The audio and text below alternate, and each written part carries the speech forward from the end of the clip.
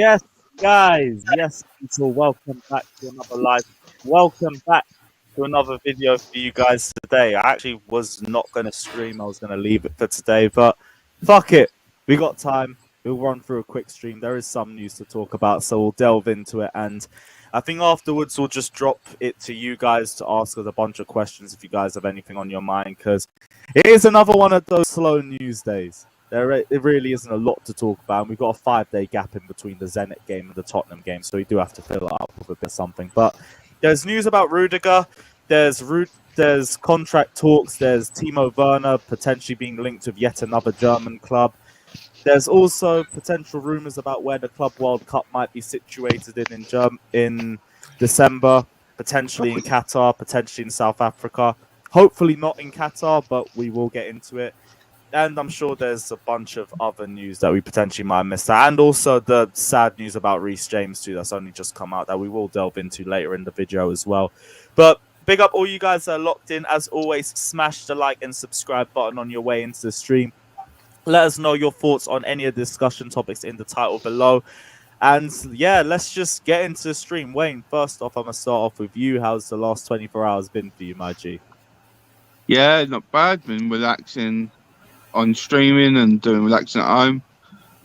All good. I'm just happy with this cycle. I was bored and well, finally got the Queen on the show, so I'm happy about that as well. So it's all good. So yeah, I'm really happy at the moment. Love to hear it. Jesters, what about you, bro? What are you telling me? It's all good here. Watched a little Champions League. Flipped around to a bunch of different games. Pochettino doing Pochettino things with one of the greatest teams ever assembled in talent. You love to see it. You just love to see it. You know it's going to happen. What if they don't even make the knockout stages? Because in that group, it's very possible they don't make knockout stages. It'd be great. Leipzig, Man City, and who's Club Brugge, obviously. Potentially. Like, who do PSG have next? Does anyone know? I think they have City.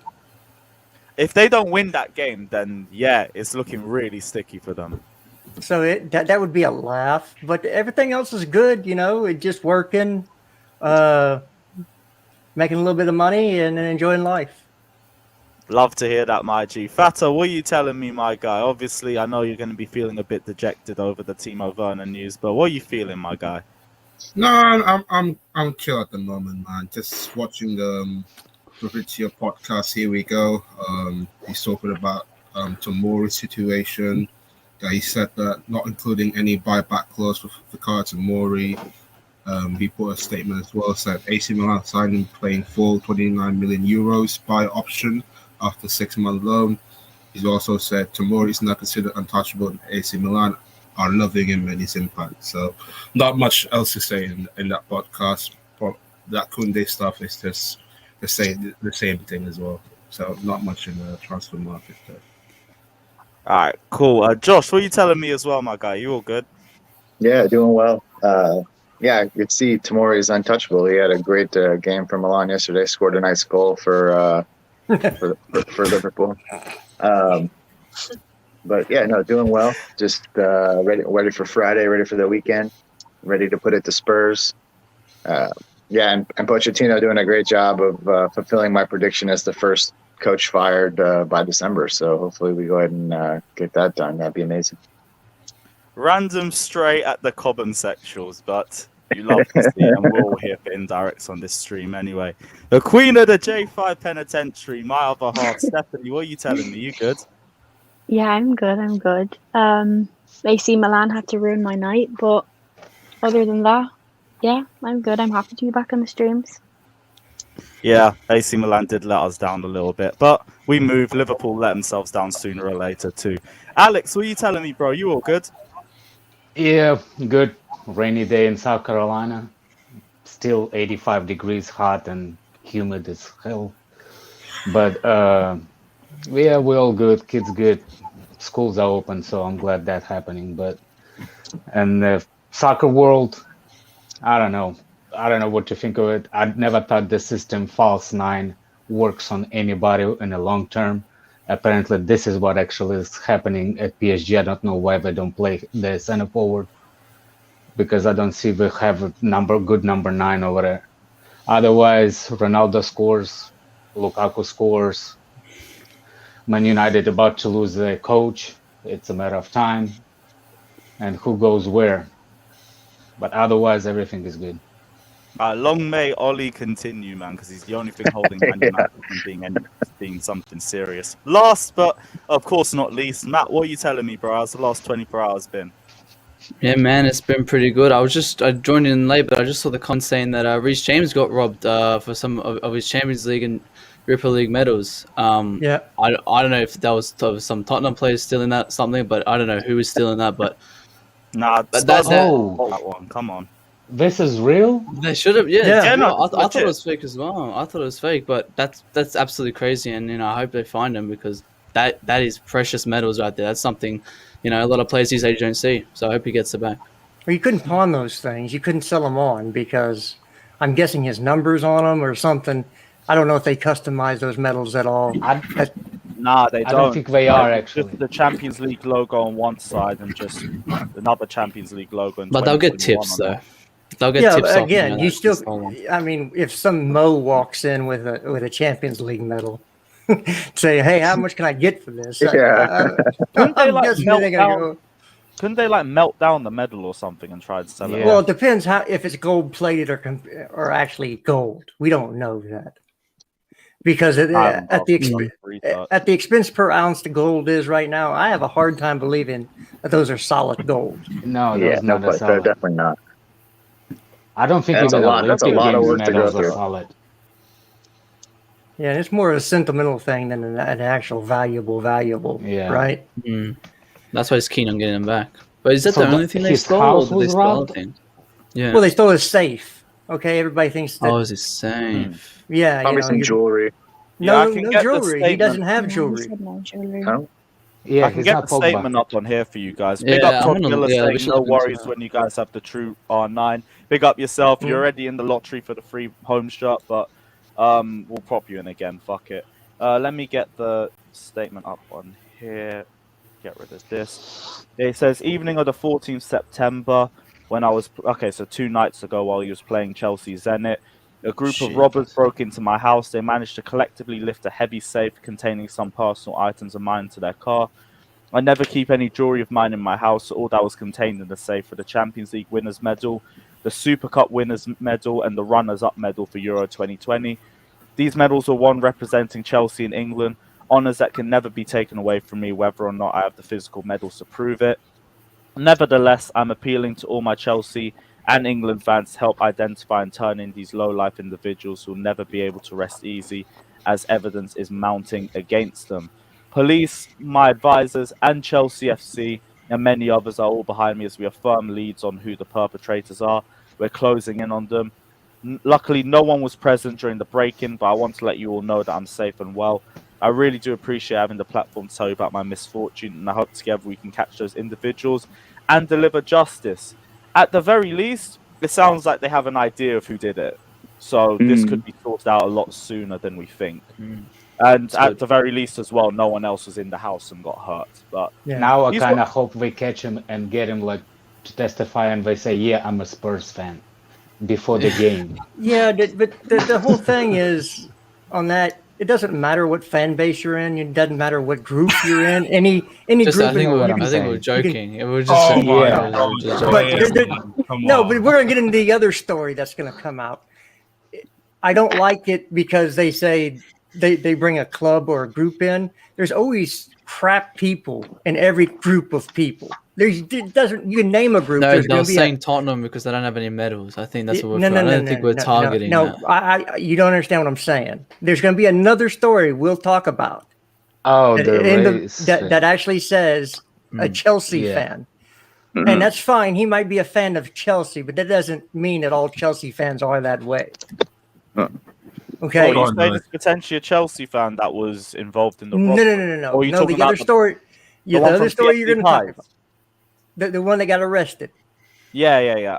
I forgot which one it was. I think it was just someone who's been just dropping a bunch of racist and anti-Semitic tweets on Twitter. But I was saying on Twitter as well, people always go to the obvious thing to just say, "Oh, they're not Chelsea fans" and everything like that. But it's just an easy way to just push yourself away from the problem because they are Chelsea fans. If it was a Manchester United fan, we'd be saying they're Manchester United fans. They're a part of your club. But when it's our fans, we try and push ourselves away from them and say, "Nah, they're not one of us. They aren't Chelsea fans." But they're the same sort of fans, the same sort of mentality that I'll see in grounds. Like, I don't think for fans on the stream and everything that don't go to games and everything like that, anti-Semitism is basically normal at Chelsea ground. The amount of times I hear the Y word going around, or just any bunch of anti-Semitic words used to describe Tottenham fans. Hell, there's a lot of, like, you'll hear racism at the odd times. Like, Bakayoko used to get so much abuse back in the day. There's a lot of anti-Irish abuse. Like, I'll hear FDIRA every single time we go to an away game, for an example. There's a lot of this at ground, so you can't sit there and just say they're not Chelsea fans. They are Chelsea fans. They're fans of Chelsea, but grounds every single time. Yeah, I like to say they're fans of Chelsea. I don't say Chelsea fans because that indicts the whole fan base, right? He's a fan of Chelsea Football Club. I hear what you say, indicting the whole fan base, but like when you hear a majority of the crowd making one of those chants, then really, I've never been to a Chelsea game. So many well-known Chelsea chants that involve the Y word, and for people asking, I am not saying the word on stream. Like, what do you expect, guys? But yeah, like I hear it in grounds all the time. Me personally, I've never said that word in grounds. I have plenty of words I can call Tottenham fans without being anti-Semitic. I don't need to go there. Yeah, Murata had a whole song. They had a whole song for Murata about him. Yes, do you remember the Murata chant? And then then Murata and Chelsea had to come out that same day and say, "Thanks for the support and everything, but can you guys make a different chant for us?" Right. It's just any excuse. Like, anti-Semitism is so easy in the Chelsea fan base, and Tottenham Chelsea's coming up as well, so you're going to hear a lot of it on Do Sunday. Chelsea fans know who Abramovich is? I don't get that they don't understand that the owner has a Jewish passport. It was before that. It happened before he came in. When I was going to Chelsea, it was happening then when I was a kid. It was probably worse when you were there. Yep, it was. I still don't know what Y word is. I think it's the link that Chelsea have with Rangers fans, and Rangers fans are known for being heavily anti-Irish. I'm not sure if it's something to do with their rivalry with Celtic. I don't really know personally, but that's been brought in from the Rangers fans, and it's stuck with Chelsea. Yeah, it's an odd one. My gosh, I thought people need to buy a life. But I've got no words to describe it or to give any reasons for it, but it's just there. Like, I've been around it for years. I'm been kind of, what's the word? Like the Y word and everything. I'm more used to hearing it at Chelsea now because it just comes up all the time. Like, again, the disclaimer, I've never once said the word in grounds. You can't find a clip of me ever saying the Y word because I've never said it. But I hear it like it's nothing. I'll have mates who talk to me about Tottenham, and they'll only refer to their fans as the Y word. They won't call them Spurs fans. They'll call them that. Yeah, but that's wrong. That's just a Chelsea fan base. That's why I say, don't say they're not Chelsea fans, because they are Chelsea fans. They sit in the ground every single game, and you hear those words come out. See, I was quite the Spurs call themselves that word, though. The Spurs fans call themselves that word. Spurs fans call themselves that word, but it's because it's been used it's been used to now degrade I know what them you're for talking so about. long. It's been used to degrade them for so long that they take the word and they take the power of it by calling themselves that. It's the equivalent of us as black people. We call each other the N-word because that used to be used against us, and now we've taken that power back for ourselves. It's the same thing for Tottenham fans and the Y word. So that's why they call themselves that, but they're allowed to for that exact same reason. We're not. But it's not. The thing is, what I know, for personal, obviously, so I say I've been there, I've seen it. One, my dad stopped me from using it, so that's a good thing. But it ain't just at Tottenham we use that word. We use it at Israel teams. We use it at. It's just not. Even some other teams that have got that based in them, we have used that word against them as chants. I've been there and I've seen it at Matthew and Lower. So it is no excuse. It's not like it's just Tottenham we do it to. We do it to literally every team that have got that religion. And to me, that is utter shameful. And that's why if I'm like you, Lewis, I know I see people sit there and say, well, it's not Chelsea fans that do it, but you've got to start realising and smell coffee, it is Chelsea fans that do it. And we are probably one of the worst racial fans base out there for stuff like that. And that is the truth. Yeah, the one thing I will say is it also, I'm not going to sit here and just say Chelsea are terrible, other fan bases aren't like that. I do think that this is a football fan base problem in terms of multiple fan bases, I think, are guilty of being exactly the same way that Chelsea are. It's just Chelsea also put up there because of our history.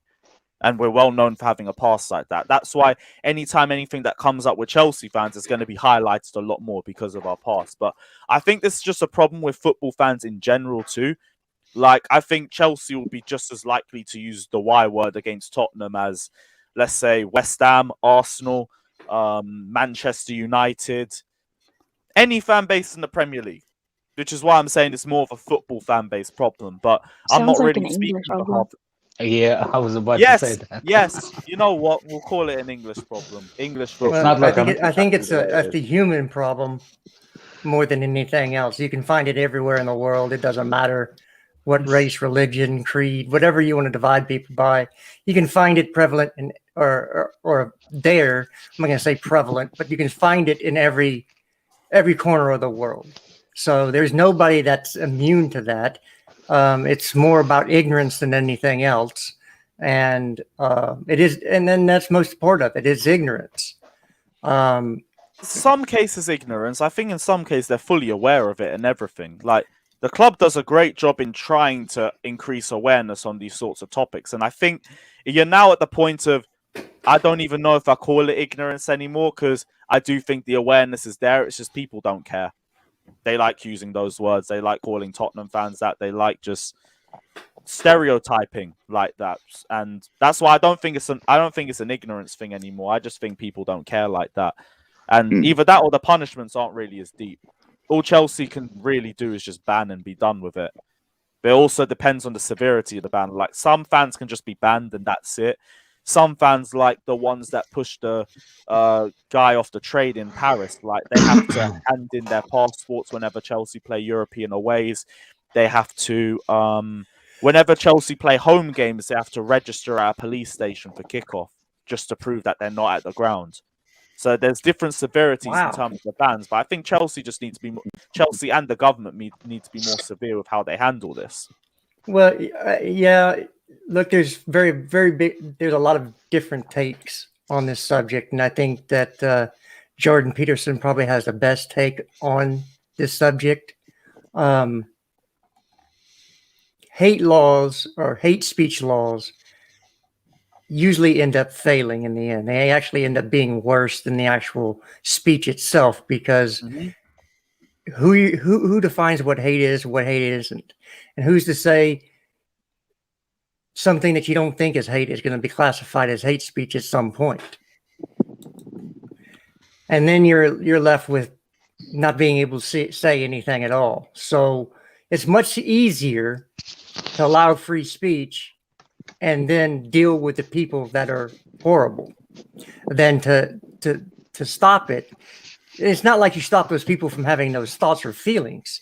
At least if they're able to say them, you can try to change their minds. You can try to do something to make them a better person. If you don't know about it, you can't ever deal with it.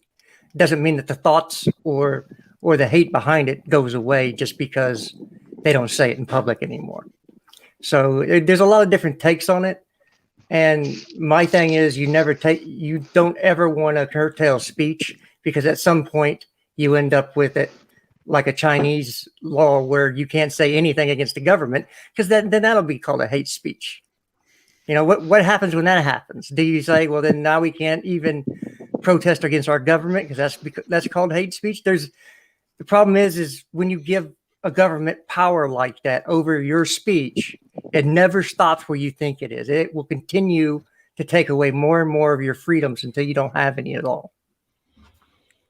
I hear about freedom of speech, and I completely get that. I just think, and I agree with you where you can't have the government be too strict with their laws to the point where people can't say anything. But there needs to be a level playing field where you need to be aware of the punishments at the very least, and there needs to be, what's the word? I don't want to say CCTV because like there already is CCTV in all sorts of football grounds. It needs to be easier to catch people out, if that makes sense. Like maybe there needs to be more audio things in away ends or something like that to try and catch out fans that say stuff like that. But I think in terms of awareness, I guess awareness is already being done heavily in the Premier League. Like you've got the kneel to say no to racism and everything. And even that's just kind of put it a bit more into the spotlight because you do see very mixed reactions in grounds. Like you do hear applause and everything like that, but when you're in grounds, you can still hear the boos with the applause. I think they just get muted. I don't really hear boos like that when I'm watching it on TV as opposed to when I'm sitting in the away end and I can hear boos around me alongside the applause. The Arsenal away, boos were loud in the away end, but no one spoke about it. Yeah, again, for me, you have a lot of style things going on when it's involved in the racism thing, not a lot of substance, right? If the players really wanted to change the way things are handled, they can say, unless you meet 1, 2, 3, 5 different criteria, we're not stepping on the field anymore. And if they did it as a collective group, things would have to actually change. But they don't do that. Instead, they take the knee and say, look, I'm doing a good thing. Look at me. To me, that's style over substance. The substance would be come together as players and go, we're not playing until you meet our demands. And at that point, something actually would change because you're taking a stance that actually can harm the player itself and to where they don't get paid because they're not playing. And usually a protest like that is more effective because the protester themselves have something to lose. But then you need the Premier League to actually be on board with it. I feel like if there was ever a case where a player got racially abused in the game and walked off, and the team walked off with them, wouldn't they end up having to forfeit the game as a result and lose 3-0? Because that's what happens with UEFA. So be it. So be it. But at least that's a more effective protest. Doing it, but it's just it turns from the player making a stand to UEFA and potentially their own club putting pressure on the player to just take it on the chin and play on for the benefit of the team. Right, but if you do that and the team collectively walks off as a team, as a unit, then you start seeing, okay, this is bigger than, okay, we took the knee, everybody's in the clear because the players are kneeling. You give UEFA a pass, you give the FA a pass, you give the owners a pass, you give the players a pass. You give all of them a pass by doing something that actually doesn't solve an issue. All it is, look, we've done something, now get off our backs. At a certain level, the owners are loving it, the FA is loving it, because they don't have to do anything substance. They can just say, look, the players are kneeling. We've done our thing. We don't have to address it anymore. So it's a double-edged sword. It's great that the players are doing it in collective, but it lets those people above them not have to do anything. Big up GoAM as well, saying, sorry, just have to go for a few super chats. GoAM saying, don't want to make accusations, but can anyone account for Johnny's whereabouts in the last 24 hours? Oh my god. I've been trying to get him on streams, but I think he's been working. Now, that's what he's told me at the very least. He should be about Friday or Saturday, but we move until then. Declared also says every fan base wants to push buttons. That is exactly why those sorts of words are used in grounds as well. Even if you start banning the words, they will make new ones. It will never take the intention of tribalism. I do kind of agree on the fact that they could potentially make new words, but all those words are based off stuff in the past. So I'm not really sure about in terms of making new words. They just stick with the words that they have, or they just be a bit more upfront with what they're saying.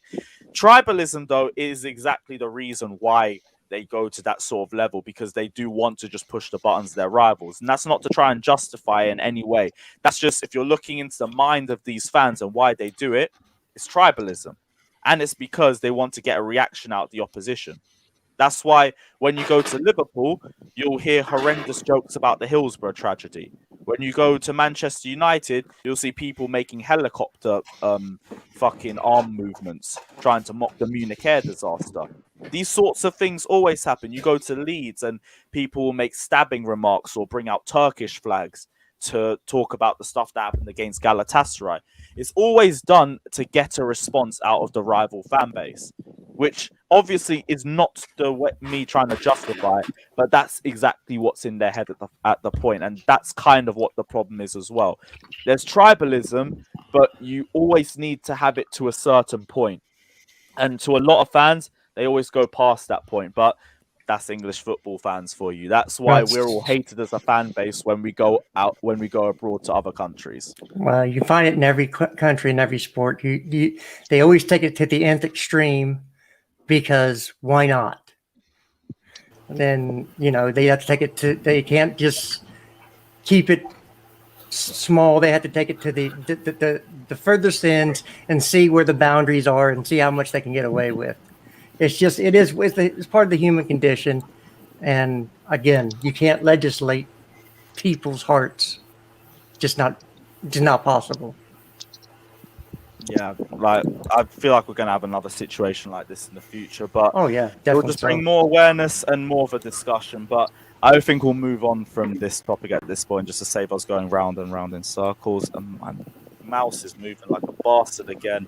Let's go into we'll start with the Timo Werner news, and definitely from Build. Yeah, you already hear the sound in Fatter's voice.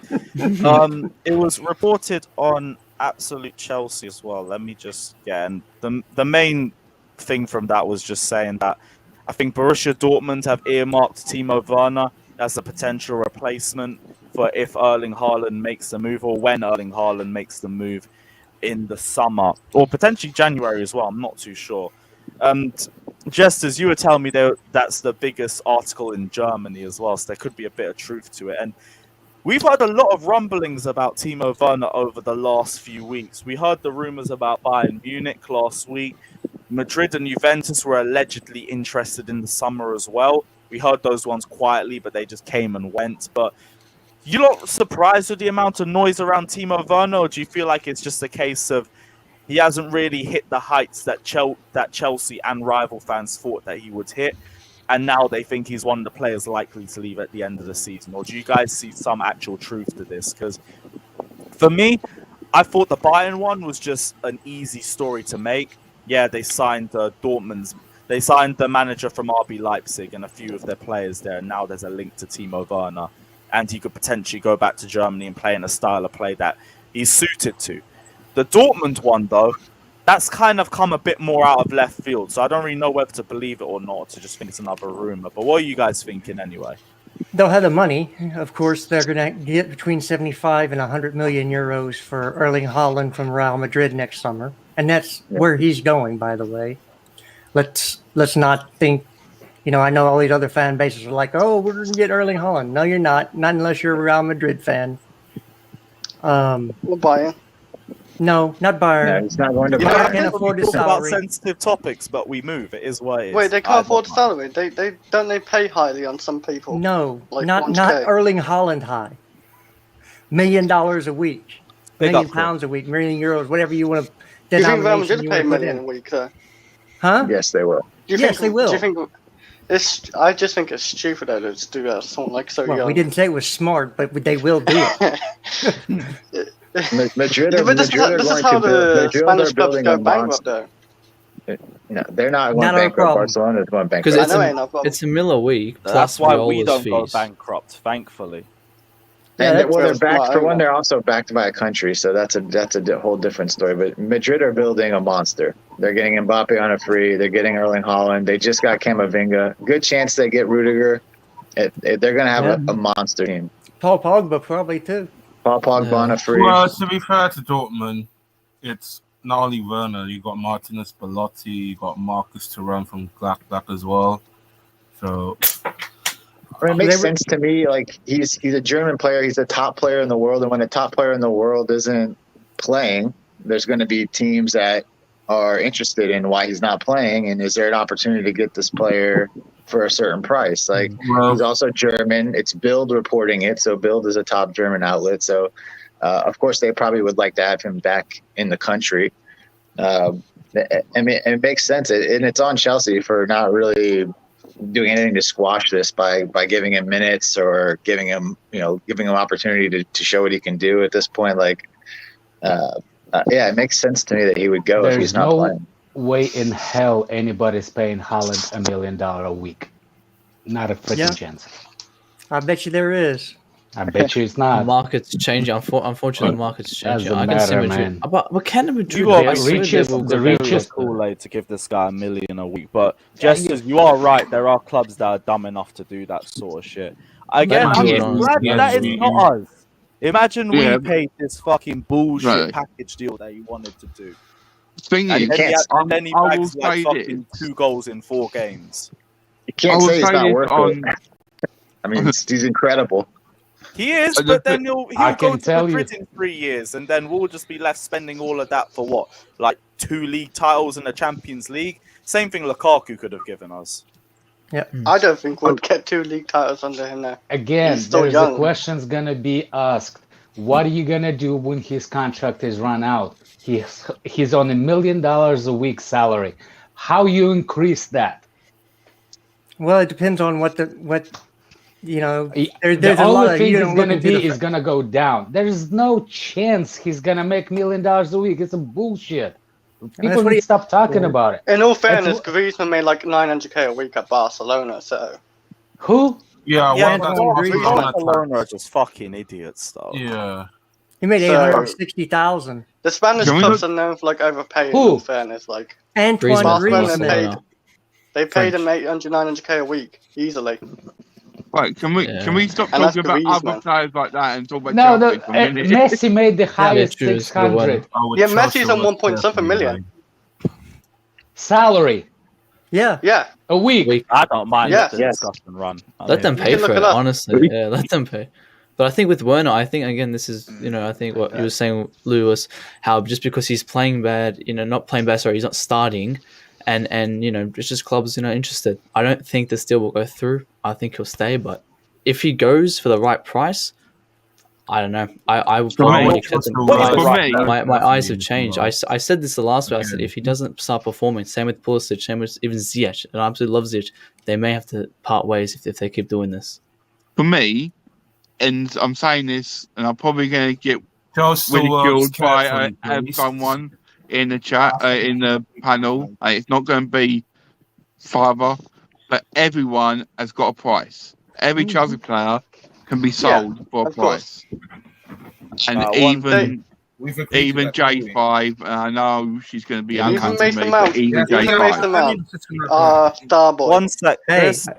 Big up GoAM saying news is that Timo is asking to leave. He was offended by the banner and believes Mason Milner deserves a statue. Oh my god. You are out of your mind, but big up yourself again, GoAM, as always. Yeah, Mason Mason Milner, Milner. what? That's another mad slander name. But big up Andrew as well. Come on, my G, saying big up Stephanie, the queen of the J5 Hive, and the rest of the panel. Andrew, if you are about, I will send you a link as well. Just let me know what you're saying. But big up for the prop as well. Love to see get it. Andy on. Stephanie, what's your thoughts on everything going into this anyway? What's your thoughts on the whole Werner to Bayern situation? My connection has been moving mad for the last 5 minutes, so I haven't really heard anything that you've been saying.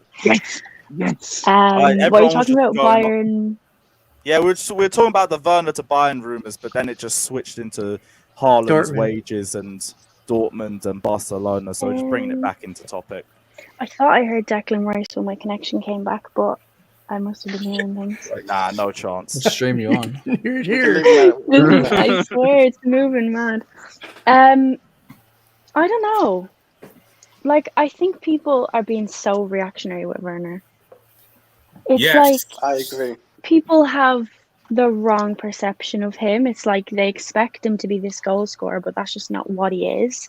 Like, yeah, that's what we bought him for, but then that's the board's fault for buying a player that was never going to give us that amount of goals in the Premier League anyways. I really want to see Lukaku-Werner partnership. I think that could work really well. And until we've seen that, and if he's still not giving us what we want, then maybe we should consider selling him. But right now, I don't think we should. Yeah, I mean, I agree. Like, I don't think anyone can really make a fair judgment of the guy this season. He hasn't even played, and he hasn't played with Lukaku, which is what we all, as a fan base, want to see. It's like you can't. It's to make a judgment like that.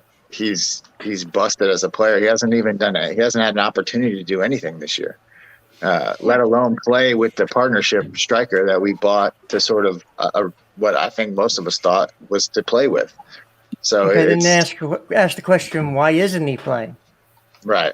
Well, because we're only of the four I think games he in. would have played against Liverpool if we hadn't got a red card. He would have came Yeah, he on. would have played. Yeah. Why isn't he starting? But we're only 4 games Maybe in. you have He to could be earn it. starting Maybe you next have to game. earn it, Jester. I think you have to earn it. games in a row, and I don't really know why Ziyech started the second game. So Again, you had the opportunity to start him in the last game, and you didn't do it. yeah. You started I Hakim don't know, man. Ziyech. It's Maybe the first time I've Tuchel's really trying to give questioned him like tough love. Tuchel's. Sorry, go Because ahead. Ziyech was Steph. playing tough love. well. Yeah, like clearly playing him all the time when he wasn't playing that great wasn't working with Lampard. Maybe he's trying to make him fight for his spot. Tough love, you know. Yeah, a bit of motivation potentially. I could see Yeah. that. That game was screaming for Werner in the second half. I wanted us to go for 2 up top, and he just never It's went just for it. distraction, basically. Don't lose the main story of the whole point of Timo Werner.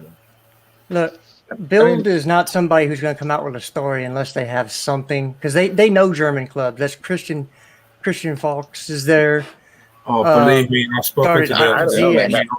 my office, spoken to their office. Now, your office doesn't exist, so imaginary offices don't even. We're not worried about it. We're not worried about what happens in your head.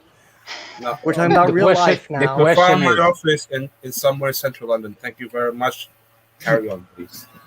The biggest question is: we bought him for 50 million. Do you think we're gonna sell him for less than 50?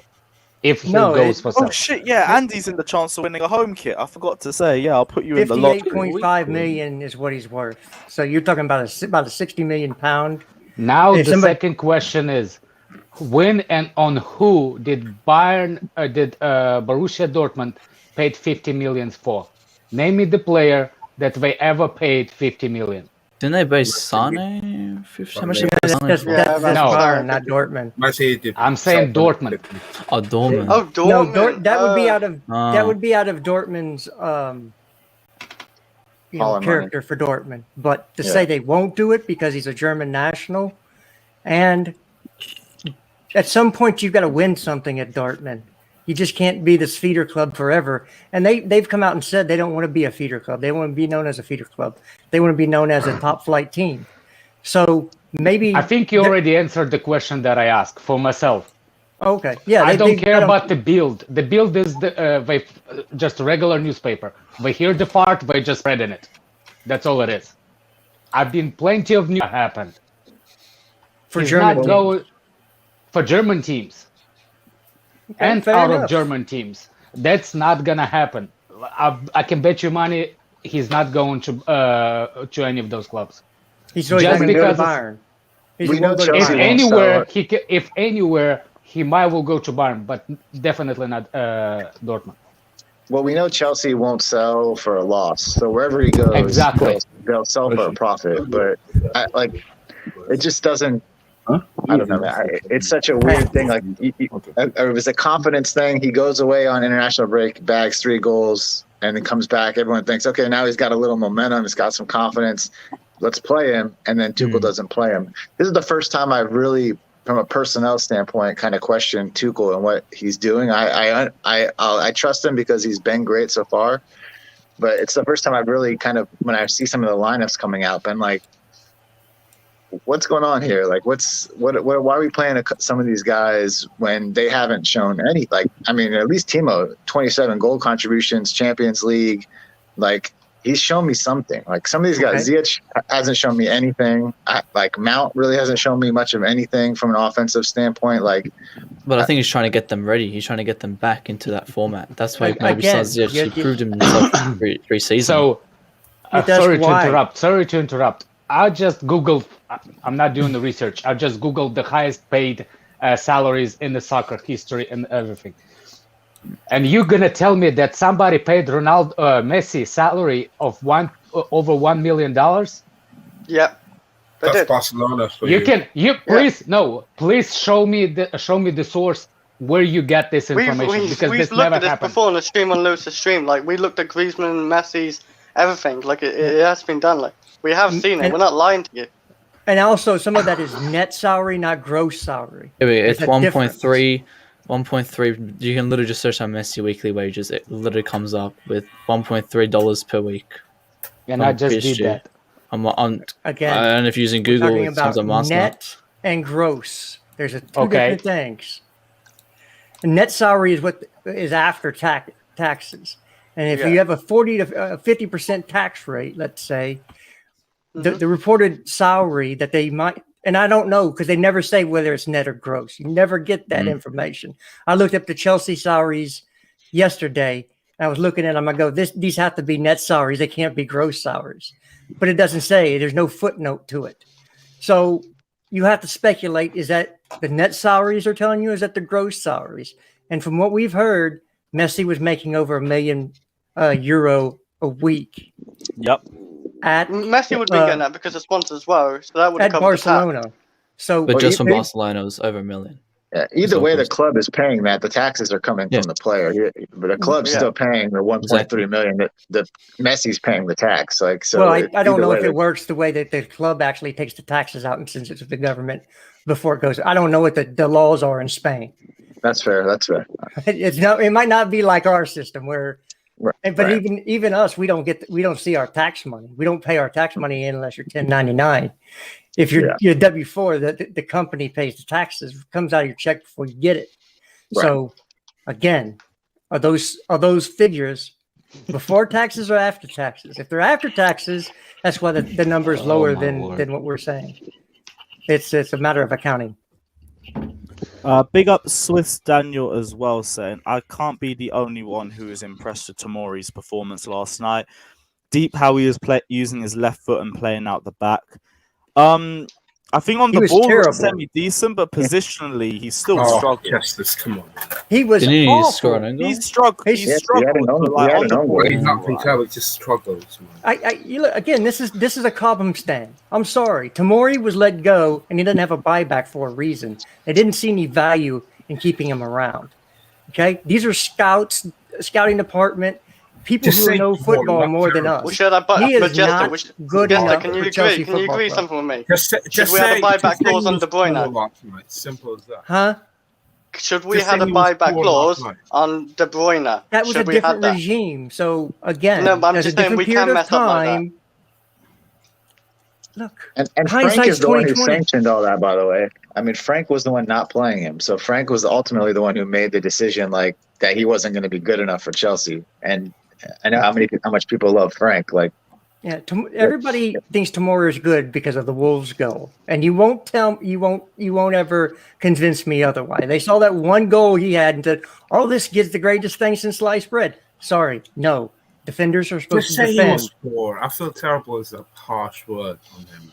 He was terrible. I'm not gonna say you're like completely wrong because I don't think he's amazing. I agree. Like he's not like we need him. We don't. We clearly don't because we barely can see goals and we're solid at the back. And the thing of like with him, he's just like I think he relies on pace a lot of times as well. Probably like for he's out of position, but his pace gets him out of trouble a lot.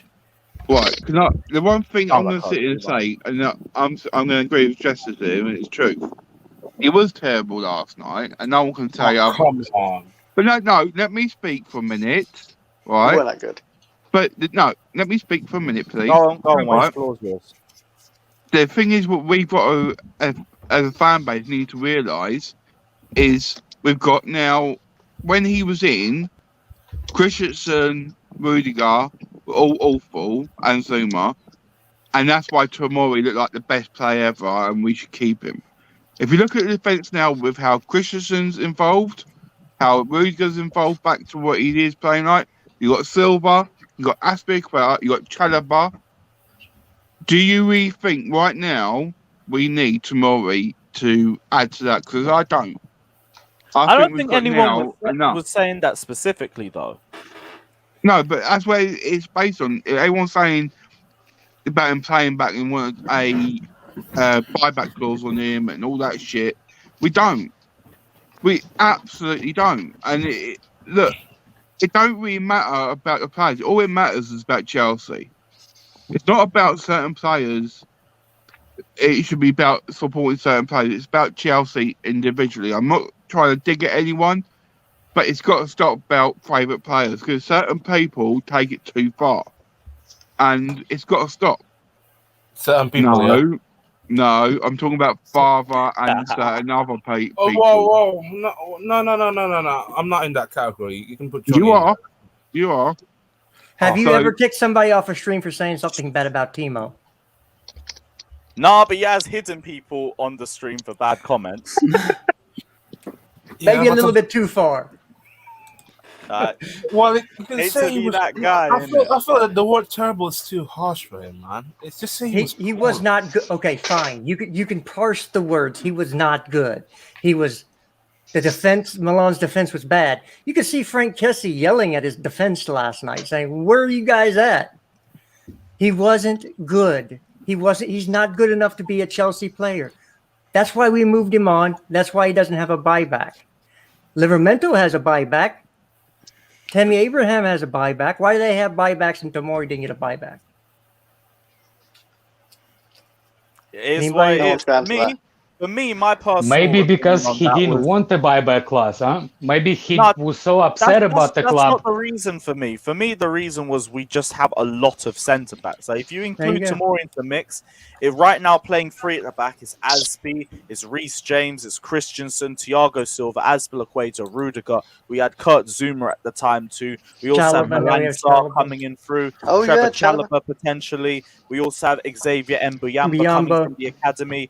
Realistically, losing Tomori for 28 million, and we also had Mark Gay coming in from Swansea at the time too. Realistically, 28 million for one centre back when we have about another 8 or 9 that are either there or have the potential to be up there. It's not that deep. Tomori's gonna be a quality defender, but we have so many centre backs. We don't need him. It's as simple as that. That's why I weren't really that arsed with Tomori going. I do think he can be a quality defender in the future, but it doesn't need to be with us. He just wasted his career at Chelsea because we wouldn't give him enough game time or time to develop. He'd just be another player in the loan army. So there's no point. There's another thing as well. What I'm going to get deep with, and if he was that good, and everyone keeps saying he was that good, why didn't he get a sniff for the England squad in the Euros, and why did Ben White go above him? And this is Ben White, who's gone 15 million to Arsenal. Did he have COVID during Euros? No, not too sure. No. I also thought his spell at AC Milan before they made it permanent was a bit iffy. He started very well, fell off a cliff, then I think pocketed Ronaldo in a 3-0 win, and then everyone was just there like, oh yes, Tomori's back. He's the best player in the league. We need to bring him back. It just felt like a massive flip-flop. So I was just like, whatever. My whole stance is the same. We have like 9 centre-backs. It's not that deep whether we keep or sell Tomori. It's the one position group on the team that I have zero concern about, even for now and the future. They can buy Koundé. They still have Mbuyamba. They have Colwell. They have plenty of young guys. Yeah, Levi Colwell. I forgot all about him. He's a baller. He's going to be the next youth player that we push up for the next 4 years. Right. So there's depth in that position. What about that great American savior, Mzagi, or what's his name? Miazga? Yeah, no chance. I forgot he was even on our books. Big up Reggie Fort saying Tammy had almost double the goals and assists per 90 of Timo, and we let him go because he ain't enough. But apparently Timo has shown something. The bar is in hell. Bro, Reggie, I told you, man. Timo's all-round game is light years clear of Tammy Abraham. And that is the reason why Tammy didn't make it here. Tammy is a great poacher. His movement, his positioning is great in the box, but his passing ain't good enough. His dribbling ain't good enough. His aerial ability isn't good enough. His strength isn't good enough. Like, there was so many other aspects. One of his game answer, he's not Lukaku. Standards. Yeah. I think just get in the right positions and score. And that is a good thing, but it's not enough for Chelsea, clearly. Yeah. Look at Lukaku. Look at the difference that he's made. Honestly. Oh, he's amazing. His See, hold up, his link up, his control. Oh, go on, This Jess. right here sums up our fan base. You want to pick out one person who's been injured. N'Golo Kante's been injured he hasn't played a full season in the last 3 seasons either. You going to sell N'Golo Kante too? If the right money comes, yes. Lots of super chat saying, guys, big up Switz Daniel again for the donation, much appreciated. Saying, guys, Pulisic has been here 3 seasons, hasn't stayed fully fit for a whole season. If he gets injured again after he comes back, would you sell? I am. We have spoken about this numerous times. We have said if Pulisic can't break into the team this season, it might be better for him to leave. That's come out of Jester's mouth as well. So again, just to say, no agendas, absolutely no agendas. But there is going to be the question over Christian Pulisic and his injury record because he does take a few games to get back up to speed afterwards anyway. So I wouldn't blame fans for being a bit iffy on whether to keep or sell him, but I'd say only sell him if you have a player that can do what Christian Pulisic does, and we haven't got that. We need someone who's direct. We need someone who is as good at beating players and as good at dribbling as Christian Pulisic is from that position. Hazard we haven't back. got a player like that quality. Hazard you back. get a replacement. Talking about injuries. What? Talking about injuries. This isn't That was a a joke. muscle injury My that heart he is got saying either. bring Eden Hazard back. My head is saying, nah, leave it. But This depends isn't on a the muscle price tag. injury. Nah. I This would isn't take a Hazard muscle back. injury either. He got. I'm sorry, Stephanie. Go ahead. No, I just how can you actually watch Ziyech and say you wouldn't have Hazard? Hazard with one leg would be more than what creatively what our attack was doing on Tuesday. But all I Hazard's just not need in is that Hazard prime. to have that confidence back that he used to have, but he ain't gonna have that until he has trust in his So body. Ziyech still can hit that prime. There is still a chance for Ziyech to hit that prime. I think Hazard's prime. Ziyech is 29. Ziyech is 28. Yeah, so he's got a probably Yeah. season 2. I still have hope in him, but The again, problem he's with just Hakim interesting as Ziyech Pulisic. is that I think because of the lack of sharpness that he's had, because he's kept coming in and out of injuries, and the issue with him, the Eredivisie finishing so early in the first lockdown, he needs a run of games to get back to his best, and that means you have to persist playing him despite his bad run of form. And I just don't think we can do that, especially in this formation as well. We can't be dealing with passengers because that's half the reason why we struggled against Aston Villa and why we struggled against Zenit as well. So I don't know. I feel like Ziyech is just going to be collateral in this one. He could start the League Cup match against Villa next week, but other than that, I don't really know where he starts. Reggie says my point is they both stink. Understood on that one, but we know what Werner needs to improve. What were you going to say, Alex? Covering him. What was that? You broke up. Hello? Yeah, we got you. Go ahead. Yeah, I said I think Ziyech's shoulder is still bothering him. He still has a strap on it. It's limited. It limits him maneuverable. Like you can't turn with the shoulder quick way to pass it or something. And I don't think like they want to bench him, but they don't want to bench him. I think the shoulder injuries are kind of crazy because it limits your movability. You remember Salah? It wasn't that bad of a surgery, but Salah had to get out. I just think Ziyech still can come good though. Do you see the Aston Villa players pulling it as well? Oh of my course. god! I told you. Why would you not do that? If a player has an injury, go out that injury. That's the way of sport. That just happens. Any sport. Yeah, it is. But damn, that just pissed me off so much. Playing Sunday again, League. as you said. I remember I was playing Sunday League and the kid got in my face and he was like, got in each other's face. And you got a lag there, bro. Kid was saying like, don't hit me in the face. I got a thing. And as soon as I said that, first thing I did is smack them right in the nose. Like people gonna do that just because they know your weaknesses. Like if you have shoulder problem, they're gonna pull on your shoulder. If you have ankle problems, they're gonna hurt your ankles. That's life. That's not Villa's fault that Ziyech shoulder is hurting. But it's kind of odd when you see. I mean, I don't know if they were fully pulling his shoulder, like. Well, no, they were grabbing onto the strap and pulling him down. Yeah, the one that they got carded on, they grabbed the strap that they're using to keep the shoulder from popping out. The thing is, he It's not elected. Tom Brady. Yeah, he elected to go for recovery instead of surgery. Surgery would have kept him out a longer period of time. Well, guess what? That shoulder's, you're going to be wearing that strap for an awful long time. So you can't use that as an excuse because you said you're good enough to go. If you're good enough to go, I don't want to hear injury is holding you back because you've told the coach, I'm good to go.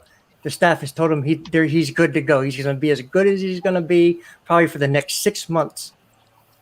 Okay, depending on how severe the tear was and if there's a tear in the shoulder, those are things we don't know. But if he's continually wearing that strap, his shoulder's not healed. And he might wear the strap forever. How long surgery would keep him out for then? 6 months. Yeah, a while. Surgery there's keeps him out for rehab 6 after that. months. He comes back and this shoulder injury isn't a problem anymore, and there's not likely to come back. Right. Well, that's what the surgery would be for. Just like the kid who got injured for Liverpool, he dislocated his ankle. He's having surgery on the ankle. He's got take that then, because I also think that gives him a free pass into next season. Clearly, he's been out for 6 months with a shoulder dislocation. But I think in his eyes, he's just scored 4 goals on preseason. I think he knows he can come in this prime this season. But no, but in his eyes, he's shown something this season. I get that. With his injuries, clearly held him back. I think he'd rather take one season. Wouldn't you? I think maybe he's thinking like, I'll take one season and then possibly bang it out at this season, and then maybe next season see how it goes. Instead of just sitting out for the whole season, and then next season you have to come into it again, and then it's going to be a repeat. And then by then we'll just sell them. Yeah, they'll probably sell them this summer anyway. I think because look at Liverpool. They haven't sold any players. They haven't brought new blood in except for Jota, and they're getting a little stale. Other than Mo Salah, who else is scoring? Not really anybody from that front line. So you have to freshen it up. You have to bring in new players that are excited to work with a new project, because that bit of an excitement actually helps your team. So you're going to see people go next summer that you go, well, why is that person going?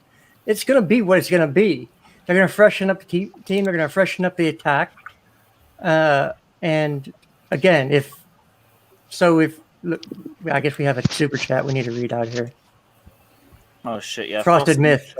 I don't want it to go, but if he does, who would you replace him with?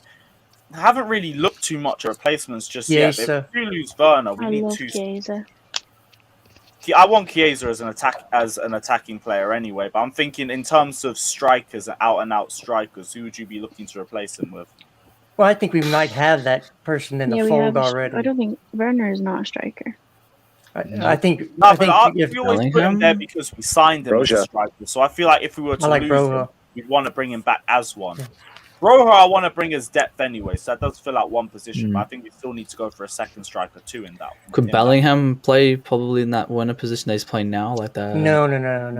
Bellingham is a 6 to an 8, and he's very, very good at it. But if we were to do business with Dortmund and Werner was involved, I would be going Werner plus cash for Bellingham. Yeah. Because that dude is a baller. See, I would actually go for Sane. Let's go Gnabry. Wait, who are you replacing Sane with? With Sane, though. Why? Wait, who are you replacing? You're saying Werner. Oh, really? Yeah. You must be out of your mind to switch. No, for underperforming what's player. the reason anyway? I want to know the reason. Well, for me, I've always rated Sane when he was at Man City anyway, and I know he got injured. I've always said he was a quality player. That's completely different. You know what? The City Sane, amazing. The Bayern Munich Sane, awful. Worse than Timo. But if he came back to the Premier League and did it again, that's just weird because the German league is easier to get goals and assists as well. Like we all know that. You do mean like Sane is not a winger, right? What? Sane is a winger. Sane is a winger. He's only a winger. No. That's his position. He's a left winger. Batu, where does he play then? That's what I'm asking. That's what we don't need. He's a winger. Exactly. Yeah, no, he's a winger. Left winger. But exactly, we don't need another winger. And if we're talking about Ziyech leaving, you might want another left foot up front. Sane gives you that left foot. There's not too many left-footed players you could say come in and can do a thing. We have Havertz Left foot- already, to be honest. We ha- On well, that we side. have Havertz, but I think I like Havertz more centrally than out wide because I think that's where he works the best. And it depends on what formation we're gonna play. You know, I don't know if Sané is the answer. I don't know who the answer is. I haven't scouted enough people to know who's the next upcoming thing. But you will see maybe 1 to 2 people going out of our attack next summer. I'd say Gnabry. Yeah, but Gnabry's I not don't think leaving Gnabry Bayern. won't leave. Yeah, he won't He's leave. not He's on a leaving massive Bayern. contract, Same as actually. Chiesa. Chiesa want to leave. Chiesa won't And leave Chiesa either. might not want to leave. We don't know that either. But He you won't. asked me who I would replace Werner with. That would be the guy first in my Damn mind, right. or Dybala. But I don't think he's leaving either. Dybala. Apparently, No, we're the Dybala. only team apart from Juventus and his old club that he follows on Instagram. Fair Chiesa. enough. I'm gonna be real with you. Instagram ain't enough to pull anything out. Like we Fair use enough. Instagram to say Messi follows Yeah. Chelsea. Messi Yeah, follows I'm just Chelsea saying. on You Instagram. won't remember those ones.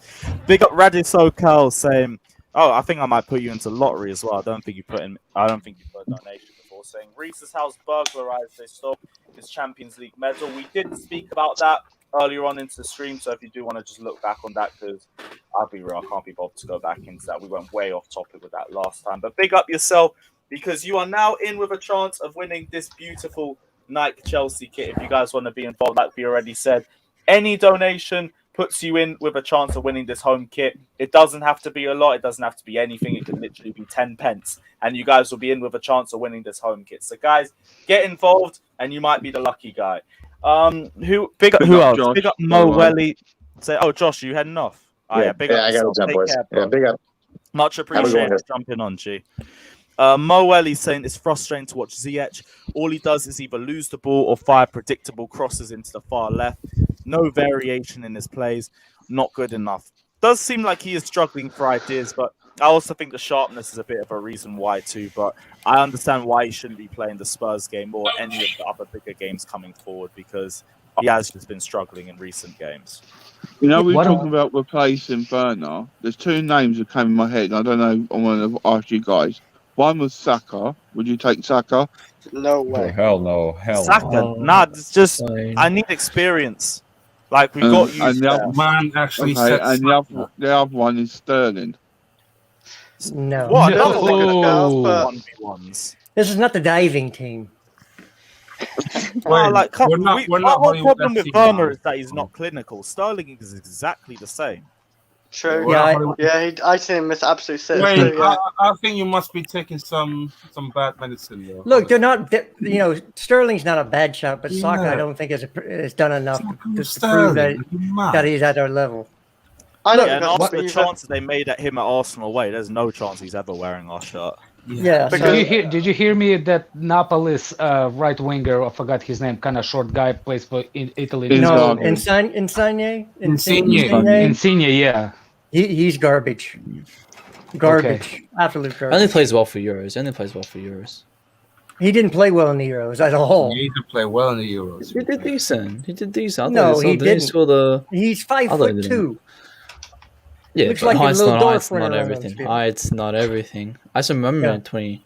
Go- He was good, yeah. but again, What I wouldn't about that? want him to What about Russian guy, Martin? Monaco's that joined Monaco?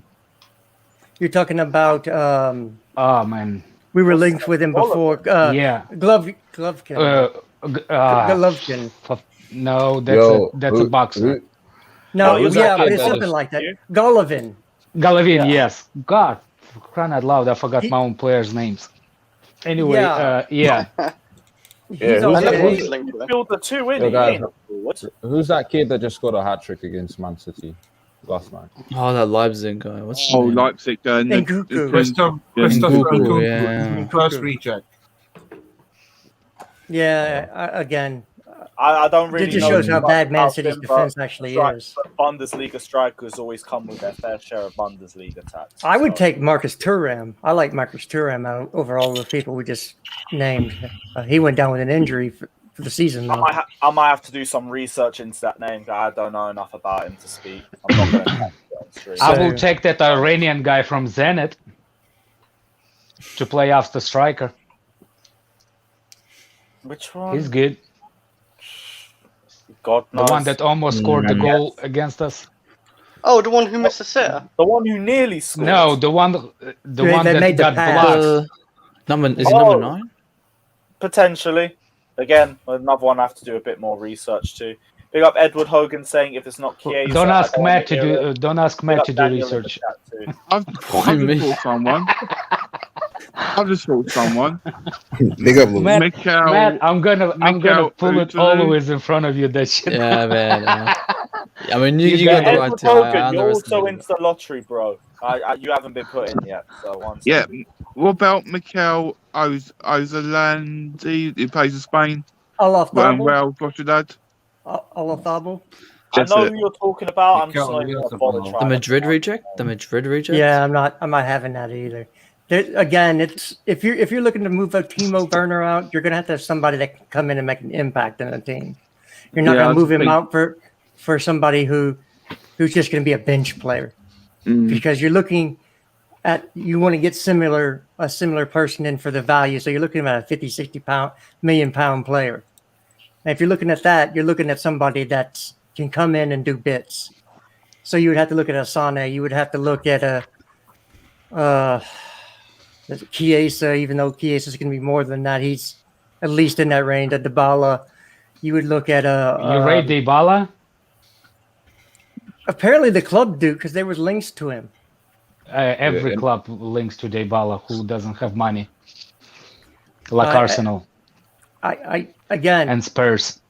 I think that Ronaldo being at Juve actually is it did him a disservice because it effectively took him out of his game and where he likes to play.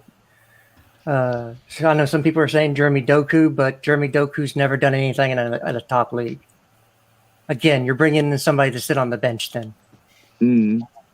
That's why I didn't want to say Anthony from Ajax. Because these dudes, that is the same thing. You could say Jonathan David if you want to go there. But again, he's never done anything in a top league and done bits in Ligue 1. He's had some good games. It's like I said, that's why we have a scouting department, and they'll come up with names of people they want to play in that'll fit a certain system. Remember, a lot of these players that are there were not Tuchel's picks.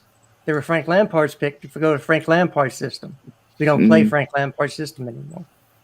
So some of them are eventually going to leave because they don't fit what Tuchel wants from the position group. No, I think Ziyech is one of the first names on that list. That's why there were so many links this summer. 4-3-3 perfectly, but doesn't really work for Thomas Tuchel. But yeah, I think we'll move on now. We'll talk about the Rudiger contract situation for a little bit.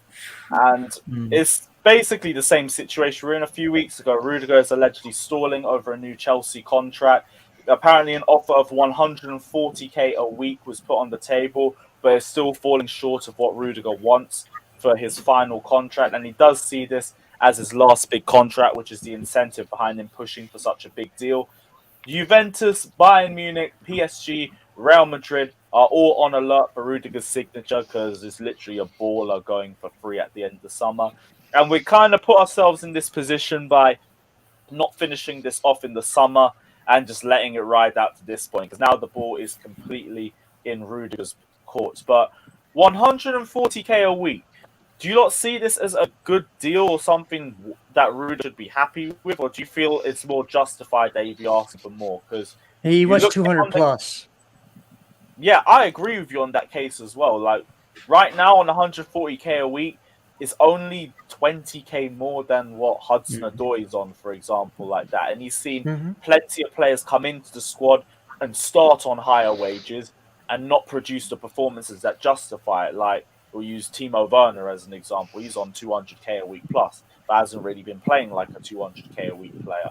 So I can understand him asking for this sort of contract, especially it being his final payday. But even with the likes of John Stones, who apparently is on 250k a week at Manchester City, I can see why he's pushing for such big wages for his final contract. But do you feel like the club's at blame for letting it get to this point, or do you feel like it's just a case where you just got to let the negotiations continue? I don't think anybody's to blame. Look, It's as his always right. said. If anybody to blame, it's Lampard. Yeah, Oh, fuck. That's a sec. I missed a lot of Oh, super chats. I didn't even notice. there's a couple Big of up them in Mark there. Mahoney saying, let's be fair, it's not hard to replace those bums, Timo and Ziyech. Those clowns wouldn't even start for Norwich. Fucking hell. That one back. It would be He's hard. so What's he on angry about? all the time. Yeah, that one was just Jesus peak. But Christ. you're still in to the lottery for a chance to win a Chelsea home ticket, so big up yourself. Paul Jr., I don't think I put you in either, so you can jump in too. Saying, does Tuchel still not trust our defence in the back four? No, it's just we don't need to play that. This formation clearly works It's the for us. midfield he and doesn't making us trust. one of the best defences in Europe. We don't need to It's change the- formations. It's the midfield he doesn't trust in the back four, not the defense. Yeah, the midfield's a bit more understandable. Maybe the attack as well, but like we're defensively solid regardless, so we don't need to change the formation that we've got, and we can play an attacking and a defensive variation of that system too. Edward Hogan also says thoughts on Rafinha from Leeds. His career is progressing along nicely and can beat a man unlike any of our wingers. Could be Mane 2.0. Could be, but again depends on the price tag because he's going to be a very valuable player towards Leeds too. And Leeds are looking to push themselves up in the table. So I think Rafinha would also cost quite a bit of money if we tried to pursue him. But as a player, does interest me. Do you want to see a bit more of him for this season? I want to see how consistently he can keep his run going. But as a player, he isn't really a bad shout. He isn't a bad shout. I do agree.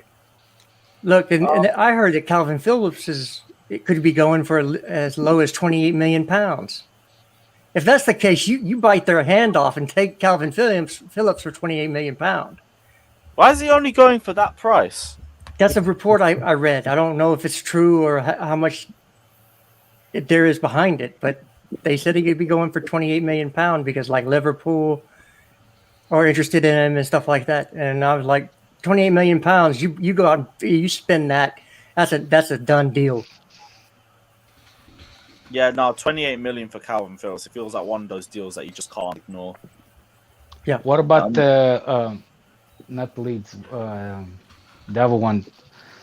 Oh, man, I'm so bad with names. Plays for Never who? mind. It'll come out. Plays for the Vardy's team. Fuck's sake, what's wrong with my memory? Tillemans. Leicester. Yeah, plays for Leicester on the left side. An attacking wise. Bobby Barnes. Barnes, yeah. I kind of like the guy. He's slowed down a bit. He's not as good. He's hit and miss. He He's hit and miss. He has good games and then he disappears in some games. So that's my take. I think it's because he plays on the bum like Vardy. Like it's unpredictable. I didn't catch any of that. You kind of pixelated it, or you had I the like robot Barnes. voice. I like Yeah, Barnes. the connection disappeared a little bit, but it's not consistent. The article Well, the on whole Leicester Rudiger, team is not consistent. Yeah, the article on Rudiger also said Thiago Silva may potentially be leaving at the end of the season too. He is leaving. He is leaving. Apparently PSG want him now. Yeah, he was only I wouldn't be given a surprised 1 if he year. stays as a coaching personnel. Actually, Yeah, I it think was, him and Tuchel are pretty good. Actually, deal, but like it's meant to be just negotiated every year. It's just the same way we always used to deal with wages for players at that age. You play the whole season. If you keep the standards up, you likely get another 1 year deal for the next year. At some point, Father Time wins. He's going to be 37 in this season, I believe. And I think what he'll do is play out this year and go play in Brazil, like you've seen Willian and David Luiz do. Go play in Brazil. That'll keep you in constant game time because he wants to play the next World Cup. And it's a less load on your body. You don't know what the vid situation is going to be going back and forth for Brazil. I know they have it solved now. But what if it flares up again and we have restriction to where they can't go play back in Brazil again? These players want to play for their country one last time. That's something that Thiago doesn't have as a World Cup. He wants to play for Brazil 2020 before the next season. Yeah. No. World Cup is next year. It's next year. What I'm saying is he'll go in the December summer, 22, Daniel, yeah. go play for Flamingo or It's something December like that. 2022, Yeah, And- but He'll live May. It's starting the summer. Why would he need to go to Brazil for that? Yeah. Okay, because he's out of contract this summer. Well, if he plays good, they might can give him another year. Like, Yeah, I could see Chelsea give him another year, but he just plays a bit more reduced minutes. Well, I think if- it all if you depends bring- on the Rudiger, and Rudiger is definitely living in my view. I think he is too. Because I don't think. First of all, I kind of like hit and miss with Rudiger. He played really good for 2 years. Don't get me wrong. I rate him a lot for those 2 years. But before that, it's not. And I have that feeling like if he signs big contract, he might will end up doing William thing. He performs right before the signature, and then he drops forms. I think it's more formation. He's better in a 3 than a 2. And we played him in a 4 or a 2, and he's better as a left-sided center back. But don't PSG also want him as well? If we're talking about Rudiger, PSG want him, Madrid want him. So if we don't give him that 200k, he'll just leave. He'll just leave. You don't give him, and actually he wants 230 is what he wants. He wants to double his and he wages. has his right. He has his right to get this, which I think Chelsea should be doing it. Whatever. Yeah, they should be doing it. It's not. They're not going to pay him that.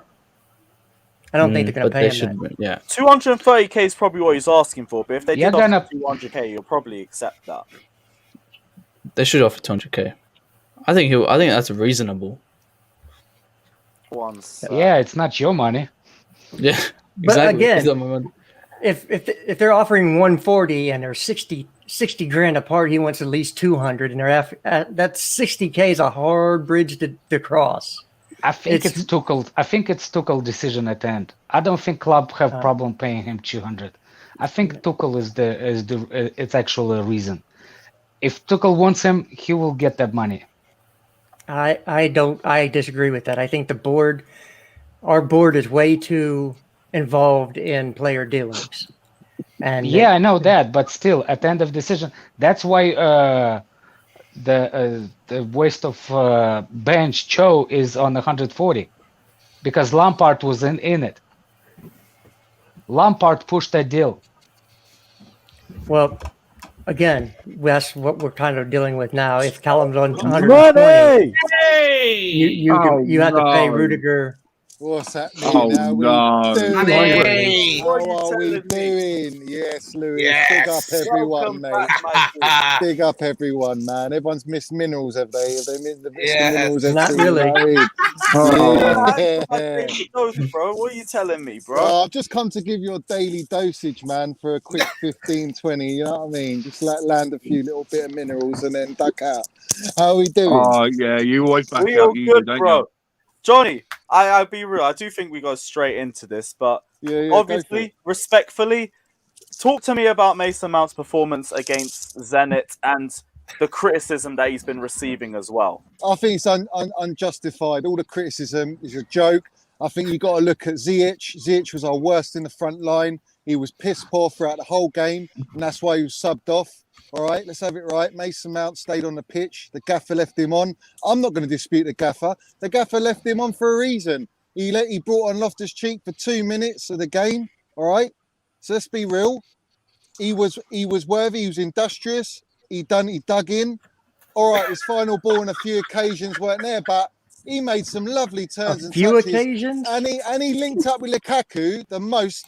Compared to Ziyech or Havertz, he was the only one that linked up with Lukaku on 2 occasions where we were threatening. But let's be real, yeah?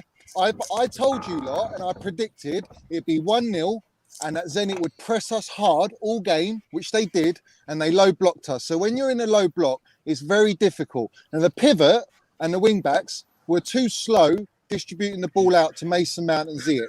And by the time they got the ball, they had 2 men on them every single time. So whether you're Messi or not, obviously PSG they drew because they ain't got the bottle or the minerals, yeah? Whether you're them two or not, yeah, you ain't going to do anything. So I don't know what you expect from these guys. So it's everybody else's fault, not Mason's. At the end of the day, Lukaku was the difference. It took one chance and he killed it off and he was clinical and we won the game. Otherwise, we probably would have drawn that game, all right? Now, that's the difference. But you can't just everyone pinpoint Mason Mount that he's the one to blame our whole front line. No, I'm not having that. No way. No, I wouldn't say to blame for for everything that went wrong. But like, there was a lot of passes that were just not finding his man, and he looked like he really struggled in progressing the play. Do you know what it is? Yeah, I'll tell you about Mason Mount. Right now, there's always been two negatives. Okay, with Mason Mount. Now, the first negative is if you take him out of a game, which he was taken out of the Villa game, and he hasn't had a pre-season. He's played the whole Euros, and he played the most games, like 65 games this last season. So he hasn't really had a run up into this game, apart from the Arsenal game and the Crystal Palace game he played. Those are the only games he's played, and he's come into the Zenit game. All right. Now the negative is he is a momentum player. He does need 2 or 3 games, right, to get him into the full swing. And the second negative is he's got the world-class minerals, and all he has to do is keep it up. And that is Mason Mount to a T. Everything else, there's no that doesn't even mean anything. There's no debate, bruv. There's no debate. I mean, he's just a baller, Go ahead, you're out of absolute your baller, mind. bruv. You know what I'm saying? So I can't accept, right, people coming at him after one game, right, making compilations and all this waffle, yeah, all right, of all the misplaced passes. Well, when Havertz came on, he made countless misplaced passes. Ziyech made misplaced passes, all right? Everyone did. It wasn't just Mason Mount. It was the whole team, all right? And we did just enough, all right? This is a sign of champions. When you do just enough, you don't play very well, and you win your games, like Villa and like Zenit. And that's great for me. I ain't going to complain, but, you know, give him another game and another 2 games. Don't worry about him, man. I ain't got no worries with Mason Mount. But as usual, he's a 7 out of 10. The Tottenham game. Of course I would start him in the derby. Absolutely. No question. No question. He's got to play. You can't take him, put him in and out. He's not that sort of player, mate. I will start Mount against Tottenham. He's a momentum player. Once he has his first few games. Remember when we took him out of the City in the Arsenal games, all right, and the West Brom game? It took him a game to adjust, to get back into the swing of things. And that's just Mason Mount. I'm not saying that's every player, but that's the only thing I can pinpoint with him. That is a bit of a negative. And like I said, he's got the world-class minerals. He's proved it. He just needs to keep it up. You know, that's where I'd leave it. You know what I'm saying? The only thing I agree with Johnny is he can start for Tottenham. Otherwise, he was shit. No. You see, this is where you go wrong, right? All right. You can be constructive, but don't tell me he's shit. And that he was that shit. game, at that particular game. No, he wasn't shit. He wasn't. Yeah, shit. In my opinion, it was shit. All right, your opinion, yeah. Have you not just listened to everything I've just said? Yes, and I still think he's shit. 90% of that game did not rate him that game. I think your opinion's shit. That's what I'm going to say.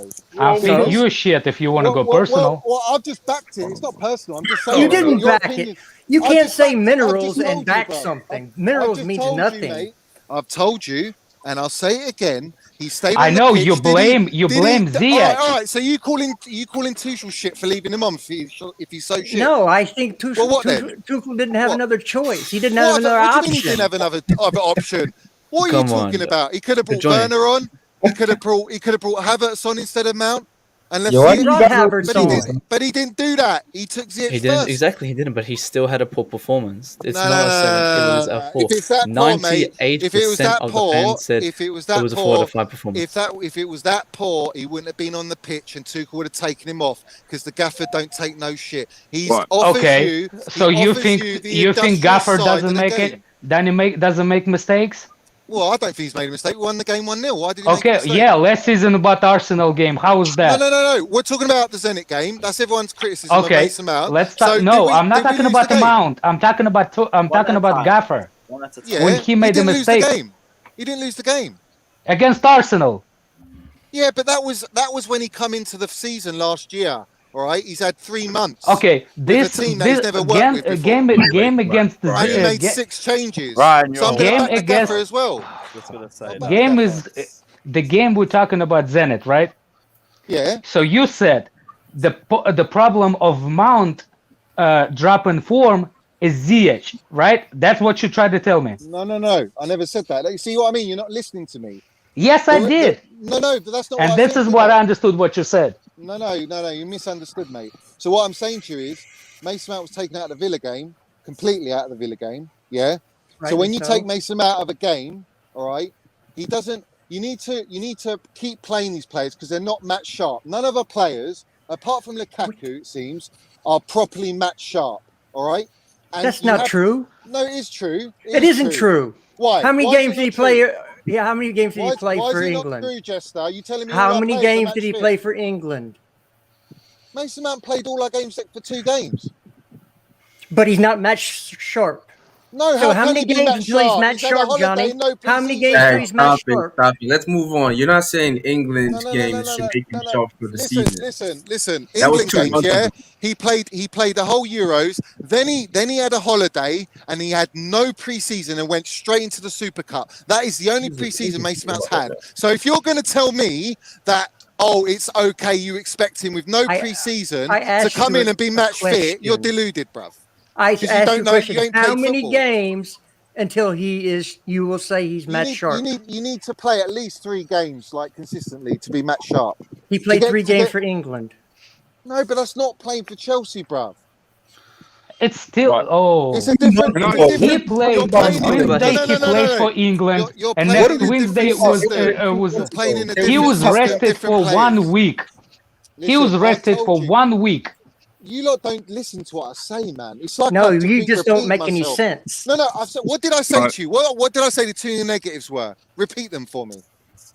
That he is not match fit. That's what you said. No, that's not all what I I heard is said. minerals. That's not what I said. That's not what he said. Let's move on. 'cause we're not listening. I said, and I'm going to repeat it for the 3rd Rudiger's time now. contract, guys. All right. All right, for the people in the back, he's repeat got- it again. right, the 3rd. No, it's for you lot. For the third. Yeah, I'm third in the time. back. That's what I'm saying. All right, for the 3rd time, yeah, he's got the world-class minerals. All he has to do is keep it up from last season, all right? Our best player last season.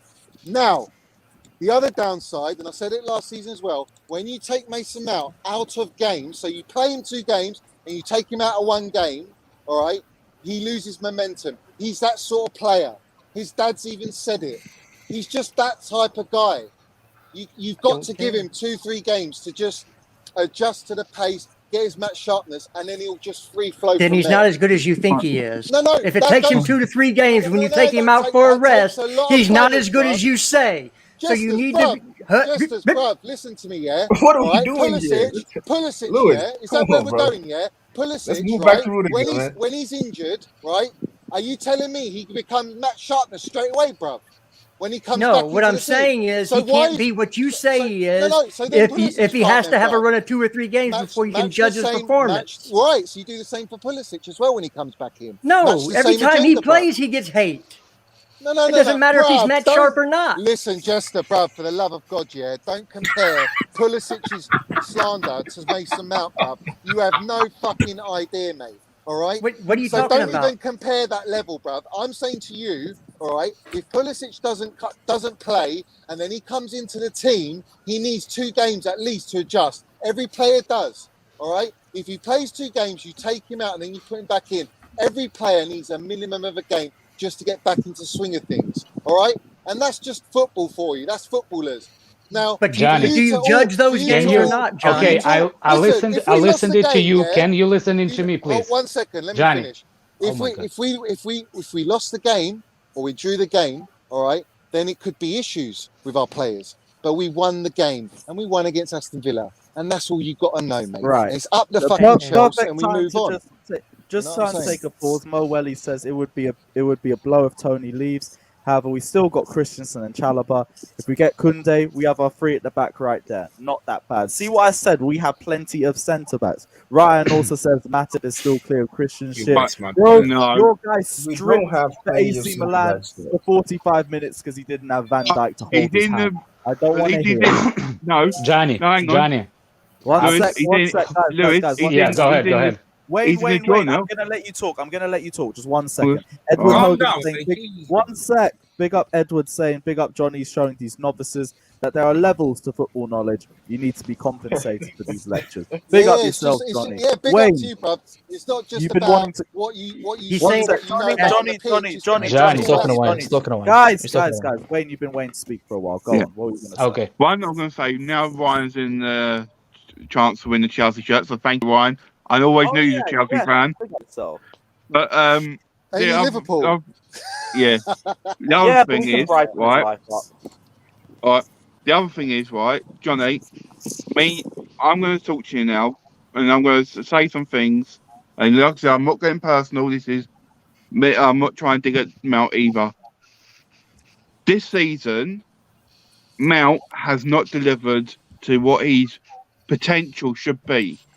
He hasn't delivered, and it but that could takes be. time, Wayne. Stop That takes interrupting. time. Let him talk. Wait. Johnny, Johnny, let him Johnny. land. Johnny, let him land. Let him land. Johnny, look, I mean, I understand what you're saying, but this is my point of what I'm trying to say to you is the thing is with everyone's going. It's going to get very with everyone on here as well as others. It's always going to get nasty. I don't want that between me and you.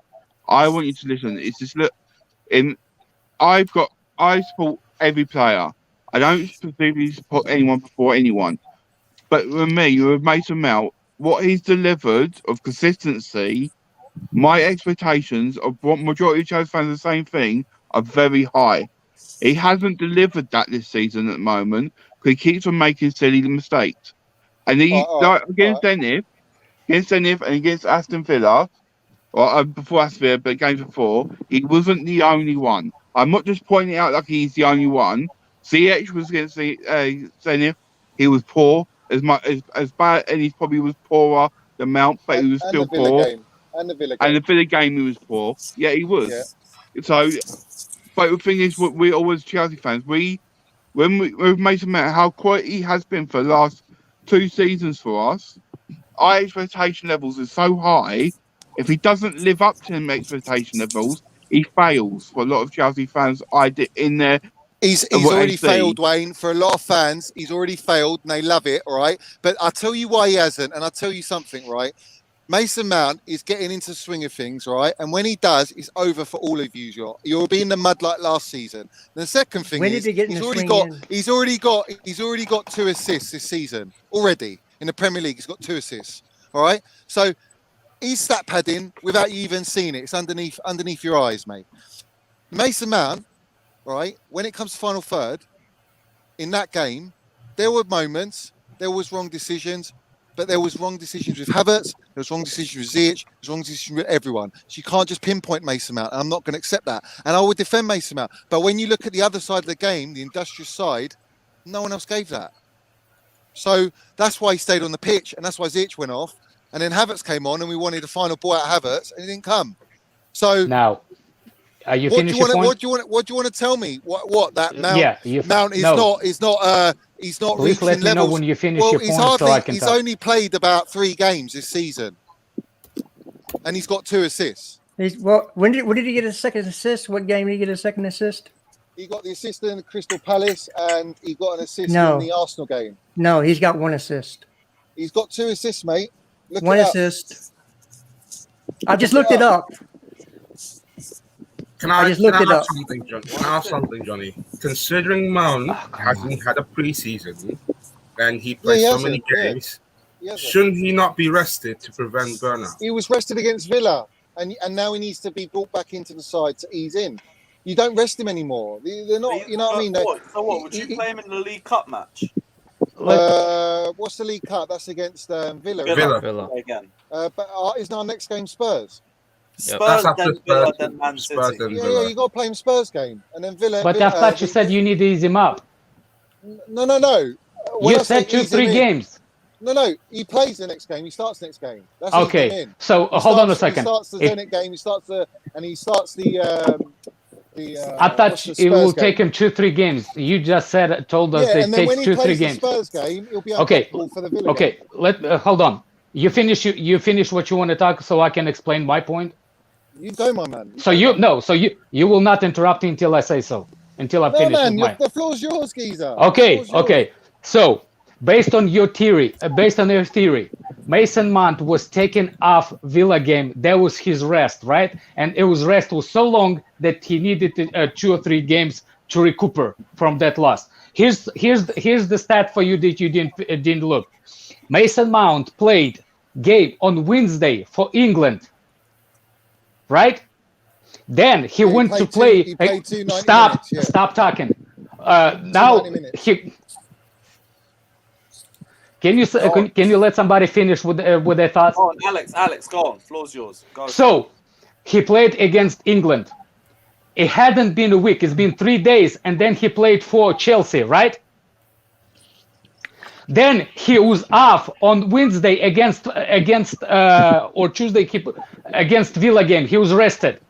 Then he played against Zenit. That's been week off, just 1 week. When Chelsea doesn't have mid games and they have only 1 game a week, isn't it the same thing? So how you can drop a form when you're off only 1 week? No, because you're missing the point that he played 3 of the England games. He played half an hour of the second England game. He played full 90 minutes of both England games, which the third one was the most intense against Poland, right? Then he was dropped against Villa to be rested. Now, we played that Saturday. We played that Saturday. Where? Against Villa, he didn't play, bruv. Yes, he was up, but that game wasn't on Wednesday. The game against Villa, he was off. And then the next game was Wednesday game. So he only had a week off. How you can drop a form if you had only 1 week off? How can you have That's my form question. How can you have form if you haven't had a pre-season after a holiday? How can you have form? You need to stick to one story. Either he has a problem with pre-season or he was rested. Stories, bruv. It's both things, bruv. It's both.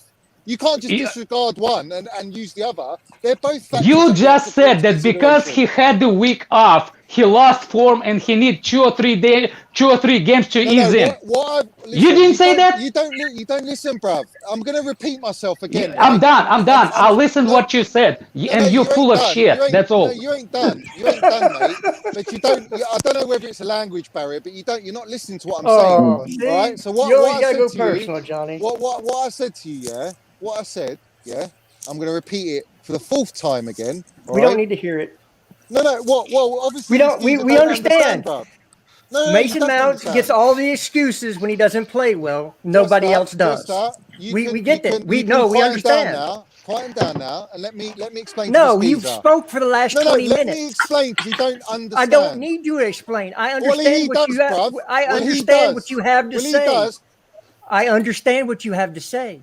I don't need to hear it. And I understood what you had to say. What I said was exactly what you said, and you were switching the thing. You don't understand, bruv. You clearly don't understand. So I said to you, just think shut up, Chester, bruv. 1 second. No, I'm not going to shut up. You talk for the last 20 minutes.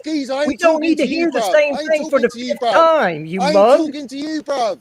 I don't care. I'm talking to you because you always bring waffle and you say it's facts. Facts are facts and opinions are opinions. And your opinion. Right? Not here, bruv, all right? Listen, I'm going to explain to this redneck geezer, yeah? All right? What I said to you is, right? What I said to you, I'm going to repeat it. And don't interrupt me, yeah? Just to stay. No, we are going to interrupt. We've heard it for 5 times. Listen, come on, this is going in circles. Listen, it's going in circles because Jester don't want to shut the fuck up. That's why. No, we've heard you already. Let's not go past Lewis, tell him to shut up for 1 second so I can explain to this redneck. We've heard you for the last 20 minutes about Mason Mount and what rest he needs. Jester, bruv, hold your fucking horses, bruv. Yeah? No, let me land, bruv. You do this every time you jump on the stream. Bruv? Is this your show? Dominate the conversation about one person. I'm responding to redneck, bruv. I'm responding to redneck, bruv. What don't you get with that? Are you stupid? I'm responding to him, bruv. No, you're speaking. Let me fucking respond to him then. Let me respond to him. You're going to say the same thing again. We've heard it. Thank God. What the hell? Fucking hell, man. Again, it's the same thing. The only thing what he said is bother me is he said it's a language barrier. Did he not? I just want to clarify for myself. Did or did he not say that Mason Mount need to ease up into the game 2 or 3 games after 1 week off? Did he say that? He said that because we took him we took him out of Aston Villa game. He needed to be eased up into the games. That's what I understood. That's what I understood. But for me, if you have only 1 game a week without any international, without any cups, you only have 1 game a week, one on Saturday and next Saturday or Sunday, whatever. So how you can be out of match fit if you've been having 1 game a week and Mount was only rested for 1 week? That's what I don't understand. It's just excuses. That's all it is. It's Yeah. excuses because his You agenda's in understood the that mud. perfectly. Yeah. That's why Right. you don't Understood have it perfectly. agendas. He was rested for a week. He could not like. I think with Mount, he needs resting and he needs a preseason.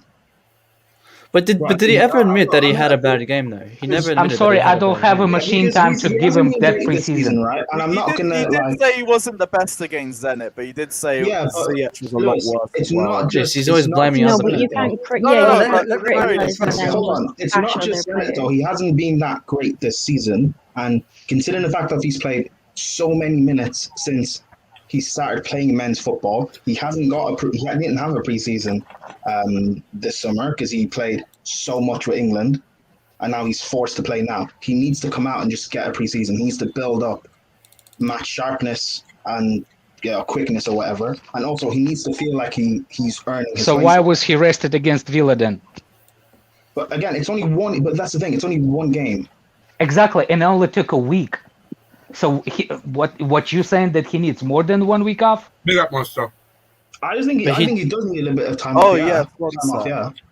He Yeah, will come back I'll into send it you a though. link, 'cause He there's needs to one more allow thing it. I do want to I talk love about Mason Mount. before People we like end the Johnny stream. thinks that if you criticize Mount, that you don't like him. I love Mount. I want him to be a captain eventually at our club. I want him to do good.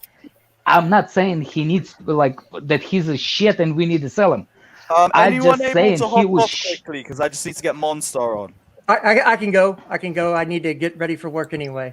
Just to sorry pick up for yourself, the sorry for the violence, the verbal violence, but That's all right. the guy just There's always beef on these streams. the guy right? does it was every always stream waiting he's for that, on. though. He does it every stream he's on. He says the same you're thing right. over and over. No, like I we're mean, all like, stupid. These streams are always open and it always turns into an argument. So it is You guys what it is. engage and go back and forth. One second. No, I love Big violence. up yourself No, anyway. that's Big up Mo Welly as well. Take care, Big up, man. You Jester. have a good day. Mo Welly saying Mason has been playing as part of a front three but has yet to score. Look at your Greenwoods, Jotters, and Grealishes. This fella needs to show numbers ASAP. In terms of goal scoring, I don't really see Mason Mount as a goal scoring midfielder, but I do understand you wanting to see a bit more goals and assists. People call him a goal scoring midfielder, though. Who calls him that? I'm surprised by that because he's They more than compared 80 him again, comparing him but to we'll move. Lampard. One Nobody sec, compares guys. him to One sec, Lampard. guys. Stop Big up it. Mark Mahoney saying, I love watching this channel. Grown ass men simping and crying over their favourite players. The only oh, mad. I might leave that last comment. But big up yourself, Mark Mahoney, anyway. Winter Surfer says, guys, there's no need to argue on streams. I see exactly what you're trying to do, but big up yourself anyway. Who else? There was one more. Hey, you're new. We'll put you in the lottery for the free match shirt. Underscore. And he's saying, well, that escalates quickly. By the way, we're only 5 games into the season, fellas. Allow time to find a good combo to play with Big Rom up front. Relax. And that's why I think the biggest problem with our attacking play has been this season, that we've kept rotating the lineup. So I do fully understand what you're saying, but big up yourself anyway. Monster, what are you telling me, my G? Yeah, that was a madness right there, bro. I can't lie, innit? These streams are always like that, bro. I enjoy it, honestly. I love this. I love this stream. But you know, with Mount, yeah, obviously, like, listen, Mount's obviously last season he was our best player in it. Yeah. The problem I do have in this fan base is they're selectively objective in it. So they select or they choose when to be objective, and then they choose when to be, do you know what I mean? Like they choose when not to be objective in it. So the Mount had a bad game yesterday. Was it yesterday or day before yesterday? I didn't see the usual people that criticize everyone else. I didn't see them saying nothing. Do you get what I mean? They all just kept quiet. Do you get what I'm saying? That's cat. I said But something. what? You said something, Daniel. I don't remember you saying anything, bro. No, you're full of shit. Nah, I I'm can't joking. even I'm see joking. you I'm say joking. something. I'm joking with you. I'm joking with you. No. But in general, like, listen, he had a bad game. It's not that big of a deal. Like, he had a bad game. People have a bad game all the time, innit? It's not that deep. He had there's nothing wrong with saying Mason Mount had a bad game, move, and then we moved. Do you know what I mean? Like, I hate as one thing as well. Obviously, I got to tell Johnny when I see him, but I don't like it when we say he had a bad game, but then they try to deflect it onto someone else. Like, oh, Mount had a bad game. Oh, but what about Ziyech and what about Havertz and this and that? That's one thing I don't like. They had a bad game. Just say they had a bad game, and then we just move on to the next game. Like, it's not like we're saying, well, not me anyway, because obviously I did see someone putting up a comp, which was crazy. Do you get what I mean? But he had a bad game. There's nothing wrong in saying that. Like, it's part of football. Every player has a good game. They have good games and they have bad games. It's as simple as that. It's not that deep. I believe he'll be good throughout the season, but this was one of the games where he had a bad game, innit? Simple. Yeah, like, just call players out when they play badly and stuff, and I understand that in itself. Big up Johnny, who's in the stream anyway, man. Big up yourself. Much appreciated for hopping on. Monster Wayne, seeing as you guys are here, I do want to bring back a certain discussion from a few streams ago because I never got to have my say on it. Did you guys say that Arsenal are a bigger club than Chelsea? Oh, are we going through this again, bro? You trying to set me up? No, Yeah, you trying to set me up as well, I saw this on No Context Monsters Twitter a few days ago. Did they put that out? He put that out? I saw that. And I just never got to have my say on it. So I had the clip. Sorry about that. It depends how you're looking at the question. Yeah, like if you base the whole history, yeah, I'll agree. Arsenal is bigger. Yeah, in the current history, Arsenal is irrelevant in the current.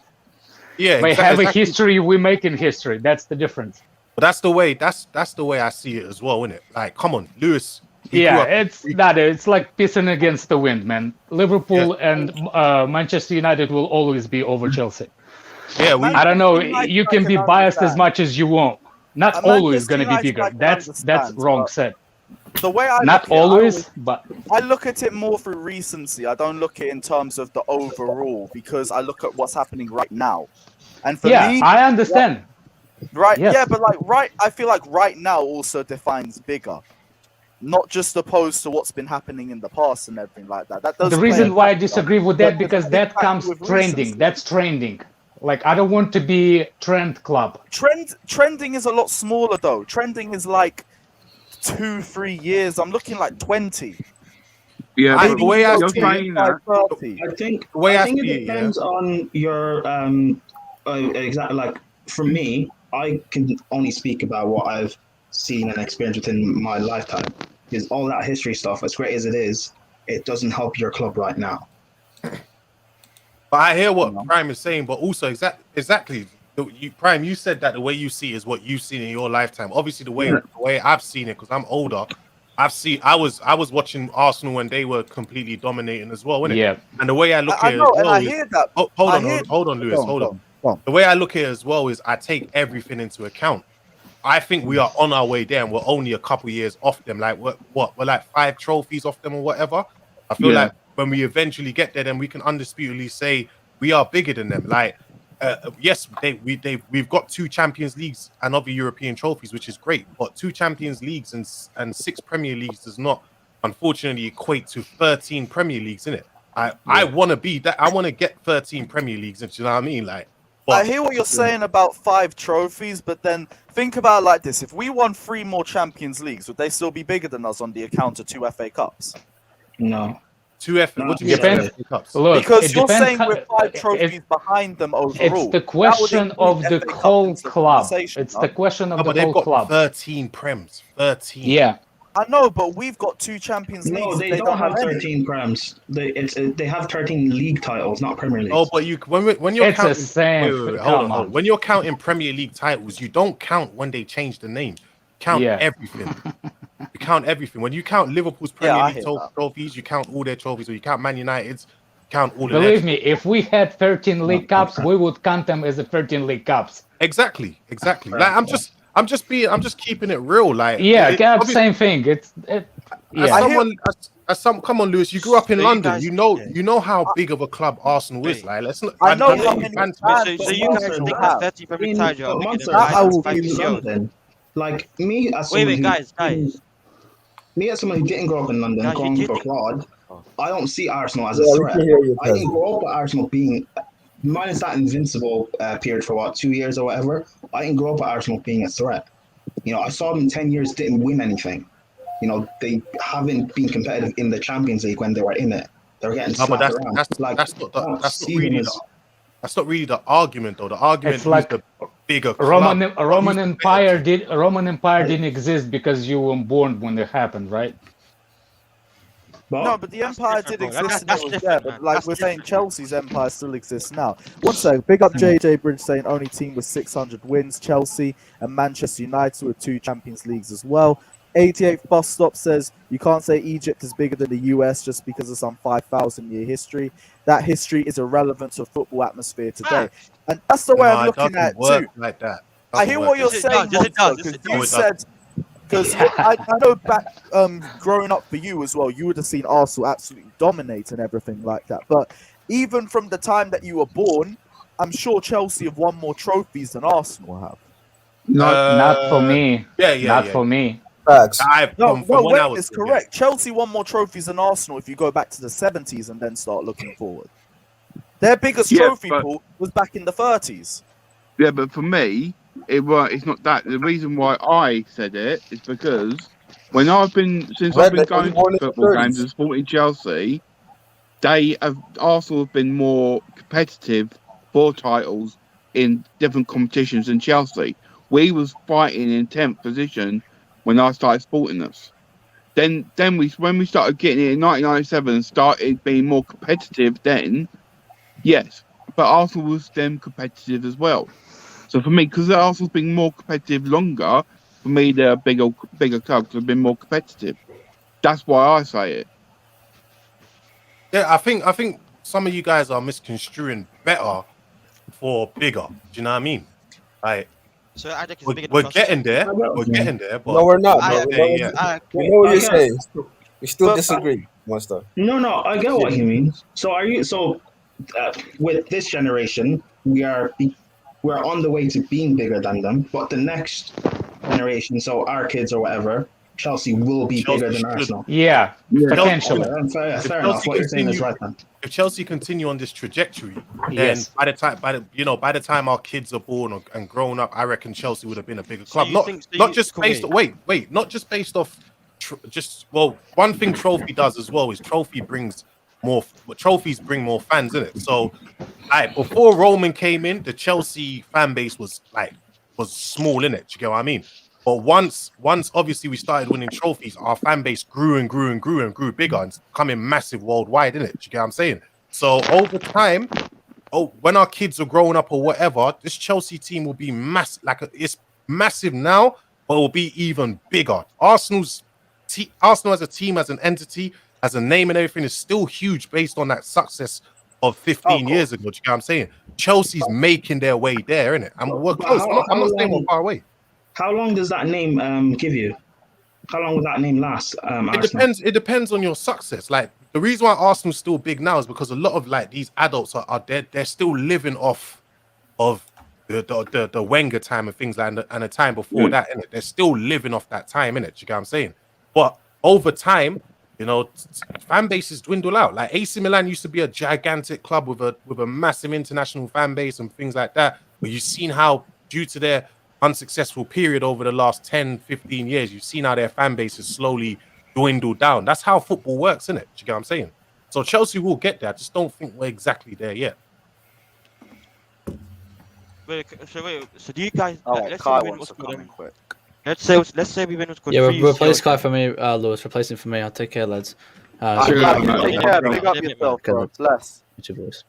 Yeah, let's say we win 3 UCLs. Do you think that was called 13 Prems that happened in the span of what's called 13 Prems are bigger than 5 UCLs? 13 Prems are bigger than 5 UCLs. I do. I still think 13 Prems are bigger than 5 UCLs. I disagree, man. I disagree. I feel like 13. Wait. More recently, I get, but not right 13 now. Since when? Like, you're talking about. So you're saying? Are you talking about? Well, you're talking about part of in the 30s and that, innit? That's what you're talking about, innit? Yeah, that's where they're big. If you gave me the choice, let me win 13 Premier League trophies or 5 Europe Champions Leagues, I'm still going to take the 13 Prems. I'm talking about 5 UCLs. Wait.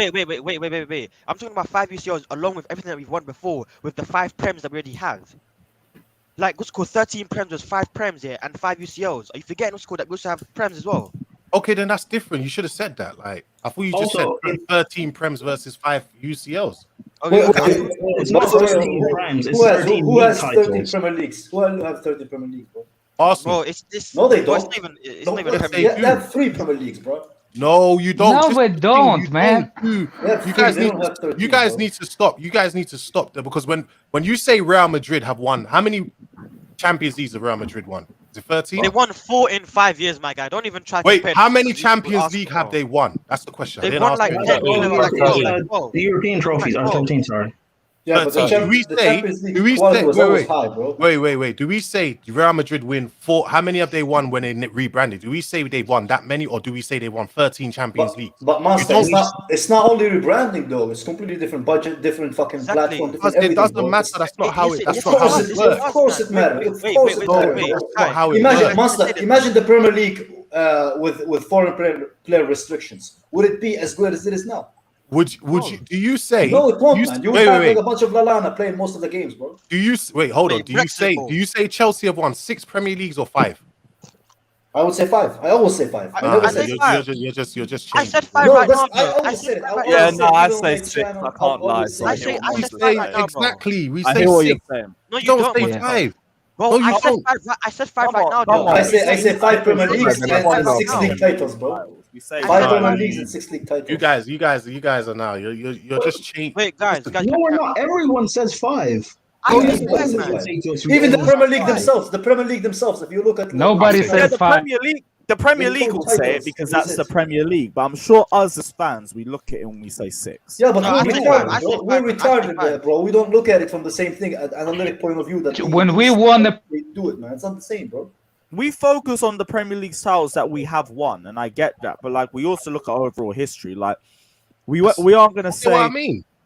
We aren't going to say Premier League and we're not going to ignore the FA Cups from the past. We're not going to ignore the past European triumphs from before Roman Abramovich either. Big up C's saying again, eventually we'll win more trophies, but at some point we need to stop counting their slave trade trophies from the 30s and the argument. Big ups though. What a slander name. I might have to scouse that still. Saki Sack's also saying Champions League is what defines you as elite. That name is That's mad. why I think it comes with so much more power because it's more prestigious. Look at Manchester United. Yeah, look at Manchester United. Actually, don't only look at fucking Manchester United. Look at every fucking club in the world. Look at their league titles. Yeah, ratio compared to the champion to the European Cup. The European Cup that shows you the best in fucking Europe. You know, not only in the league, bro. Imagine like having a trophy that says, "Oh, you're better than all the English team and fucking Brighton and Bolton." No, bro. This tells you that you're better than Real Madrid, that you're better than Barcelona, that you're better than Bayern fucking Munich, bro. But we're not comparing ourselves. Don't you The conversation was against Arsenal. It wasn't against Real Madrid. That's why we're comparing against Arsenal. Yeah, but who is better in than English Arsenal. league. Better than Arsenal. They don't have any You Champions didn't League. hear They have again. never fucked Again, that you in, see, bro. you see, Kai. You again. You didn't. The argument was not whether we are better. It says, are we a bigger club? That was the question. Financially, we are. Broadcasting, I think our fan base is again. fan base. We are. Wait. No. You can't say as a fan base we are bigger. We have Worldwide, Master. Worldwide, we are, bro. We have a bigger No, fan. we're not. We're not even close to the Arsenal fan on the wall. Can I finish my point? Go up to them now, bro. The best way to measure this, yeah. Go look at the social media presence. Look at the ticket sales, broadcasting revenue. Go to Forbes, and look at their broadcasting rights compared to ours, compared to them, man. We have more fans than them worldwide. No, Maybe we they do, don't. but worldwide we do. This is why we Chelsea fans don't ever get respect. Because we literally, that's why the reason they call us plastic, because we start talking about. Redneck, have you done that research? I don't care about subjective bullshit, bro. I care about numbers. Have you done that research to know that what you're saying is wrong? Bro.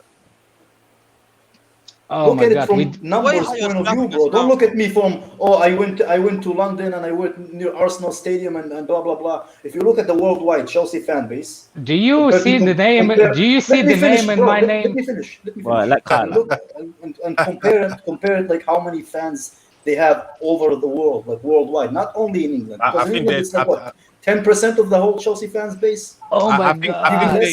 I think they've got a bigger fan base worldwide. Oh my God, that's not even close. Monster, Not even fucking I actually close. done research about it. Yeah, I actually done research about it. And Chelsea. Why, you Googled it? That's your research? I didn't Google it. I didn't. I went to Forbes. Redneck, what's yours, man?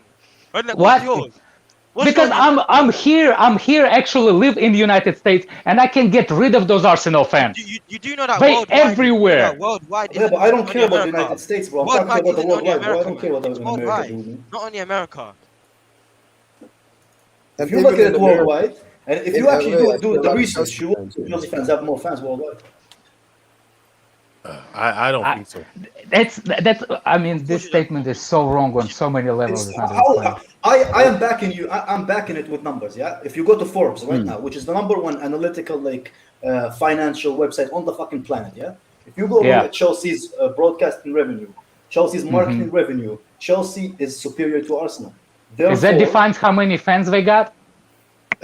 Yes, the broadcasting and marketing it does, because that's how you count the number of consumers of each club. Oh my God! No, sorry. No, I can't talk What do you about mean? that. No, sorry. Because that's not what defines. That's not what defines. Look. Are you saying that Chelsea is bigger than Real Madrid? Because Real Madrid and Barcelona, Real Madrid and Barcelona television rights are less. Real Madrid and Barcelona on the I'm not talking about Real Madrid, but it might be less in. You know what, Lou? Let's just move on, man. If you look at it, worldwide, Real Madrid and Barcelona have more. Am I getting piped? Am I getting piped? I've never said it. No. Am I getting piped? I've never said it. No, but I'm saying it. If Real Madrid and Barcelona have more fans than us worldwide, even if you look at the revenues overall in the Champions League. I don't know who said that, bro. Still, before I'm about to end the stream in a few minutes anyway. But Andrew, seeing as you just popped in, let's get your thoughts. Yeah, as well. I want to get rid of this nonsense. It's not 13 Premier League titles. A new competition was created. The first division remained, so it's only 3 Premier League titles that Arsenal have. It's not 13. It's not the same. Yes, it is. Monster, way. Monster, I'm going to use this on you. I'm older than you, so I know this thing. So I know this thing. No way. I'll use it. Anyone that comes to me with League Cup or FA Cup, that was different sponsorship. This was a brand new competition. And I don't say 6 Premier Leagues. I say 5 because that's I'm the same. I say 6 league titles. And I don't say Champions League. I say 13 European Cups for Real Madrid. So that's what I say.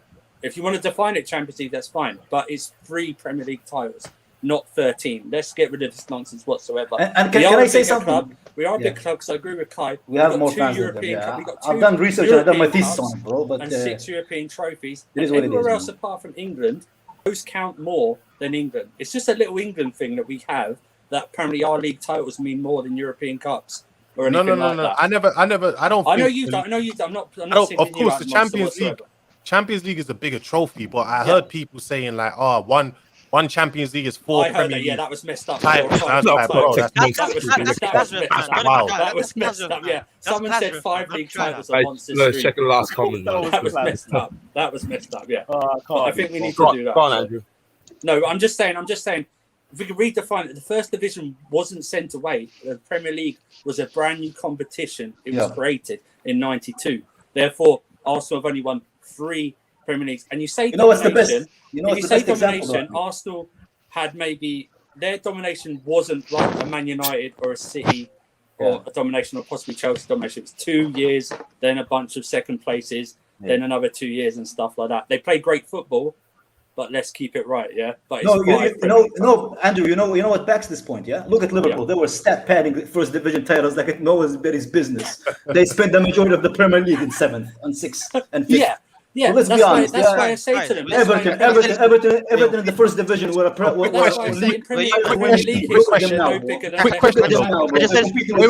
quick question. So if Liverpool win, say Chelsea win 1 more Champions League. So since the rebranding of the Champions League, I believe we've had more Champions Leagues than Liverpool. If we win 1 more, and we've won way more Premier Leagues, are we then a bigger club than Liverpool?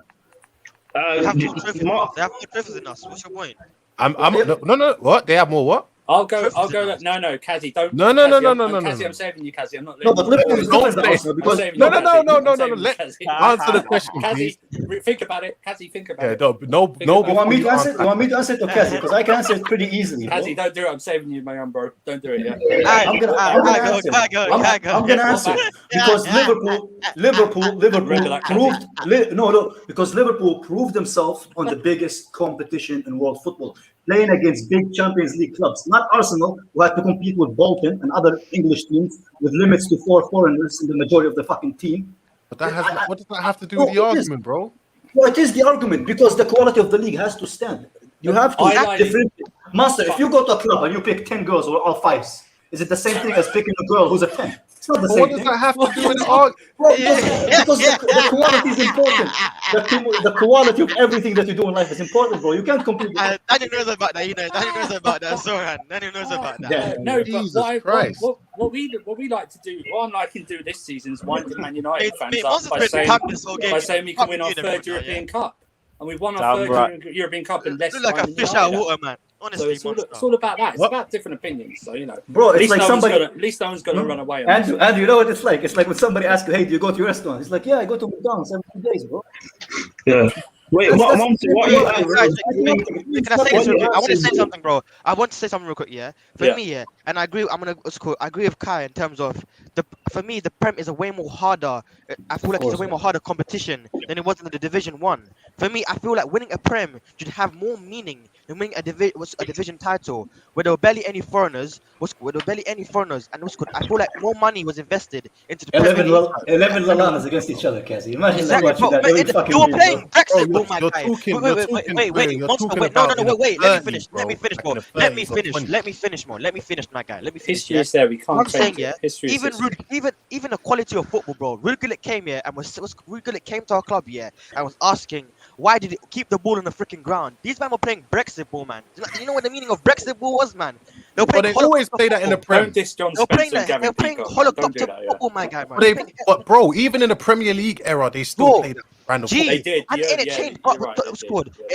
Early did, yeah. But slowly it changed. When we want to start winning the Prem titles, yeah, we started to change it, man. Around the time we started winning Prem titles, we used to hoof the ball Drogba and let him control it down. Bro, do you understand what Brexit ball is, my guy? But I'm talking about Brexit ball. Bro, we used to play Brexit ball with Drogba in the team. It was not Drogba, take it down. That was not Brexit ball, bro. That was not Brexit ball.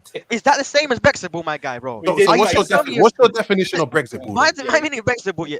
These guys had no ball control, yeah. All they do is just hoof, bro. Hoof and hoof and hoof. No freaking. What are you talking about? They have no control. Just hoof. Did we not hoof the ball up to Drogba, bro? All the time. Master, can I eliminate this argument once and for all? Can I eliminate this once and for all? How many World Cups does England have? That's what? How many World Cups does England have? Oh, I know what you're gonna do. One World Cup. So imagine a whole league filled completely with these fucking players from the country who won World Cup compared to a country, that has a league that has all these foreigners, Brazilians, Spanish, all these guys who won like the World Cup multiple times. Imagine the difference in quality just based on this. There you go. I don't get what that's you're why trying to say. That's why you got to answer though. Yeah, because it's facts, my guy. Bro. Wait, I don't get what you're trying. So what was the? I'm trying to say if the Premier League doesn't have the restriction of limiting international players as much as the first division was, therefore the league is much better because you have you know why? You know why what you guys are saying is not making sense. You're talking about the 20s and 30s. You're not bringing up like the 70s, 80s. You know what I mean? You guys are talking about. I'm talking about like about it overall, bro. Overall, I'm talking about the 60s. When did England win the World Cup? Was it the 60s, right? 66. Yeah. So how far was that? Lewis. Yo. You see what's called majority of Arsenal's trophies, yeah? Like most of their their leagues. When did they win the 30s as well, man. Exactly. So what's this guy talking about then? What's this guy talking about the 30s? We're mentioning the 30s because of Arsenal, my guy, bro. Yeah. What the hell are you talking about? One sec, guys. Big up Artem that says we can't go by yourself. social media because the majority of Arsenal fans are older and don't have social media. Half those bastards are now to use it anyway, so fuck them. Lee Gunner also says Arsenal Football Club have 3 Premier League titles. Because but bro. Lee Gunner like hates Arsenal. I don't think you should be using Lee Gunner, bro. Wait, Chelsea, guys. I don't think you should use Lee Gunner. Chelsea Babilao said it himself, bro. Jose Mourinho, revolutionized and brought a 4-3-3 to the freaking league, my guy, man. Put That's some actually respect in that Brexit ball. that's true in a way, but the person that actually revolutionized. Wait, hold on. But Arsene Wenger, shut up. Arsene Wenger revolutionized the Premier League. Shut up. Arsene Wenger revolutionized the Premier League before Jose did. So what are we saying, bro? It was actually they're actually playing the ball on the ground with Arsene Wenger before. They won 3 Prems. They won 3 Prems and they won 5. What's your point? They won 3 Prems. They won 3 Prems in 20 years. Mourinho won 3 Prems in 5.5 years as Chelsea manager. Revolutionized what, man? Man, get your class out of here, bro, man. Please, He was man. the. Get your ass out of here, bro, man. Get your ass out of here, bro. You started watching football in like you no, said. You mentioned Rude Hullet. You don't even know who Rude Hullet is, bro. Like what the fuck are you talking about? Wait, Andrew. Let me say something. Yeah, you know when you corner a guy in a football discussion, and he starts bringing up your age, yeah, that's when you know you've won. No. It's not that. He's not even my age. Hey man, respect because you. No, you're in the corner, bro. You're in the corner. How have you capped that, bro? You're in the corner, bro. You are in the corner, bro, my guy. Yeah. You're on the ropes. Wait, let me finish. You're on the ropes. Let me finish. On the ropes. No, because you can't. Because Arsene Wenger was actually the first to revolutionize the game in the Premier League. So what the hell are you talking about? Bro, and he won 3 Prems as well. So what's your point, man? He won 3 Prems.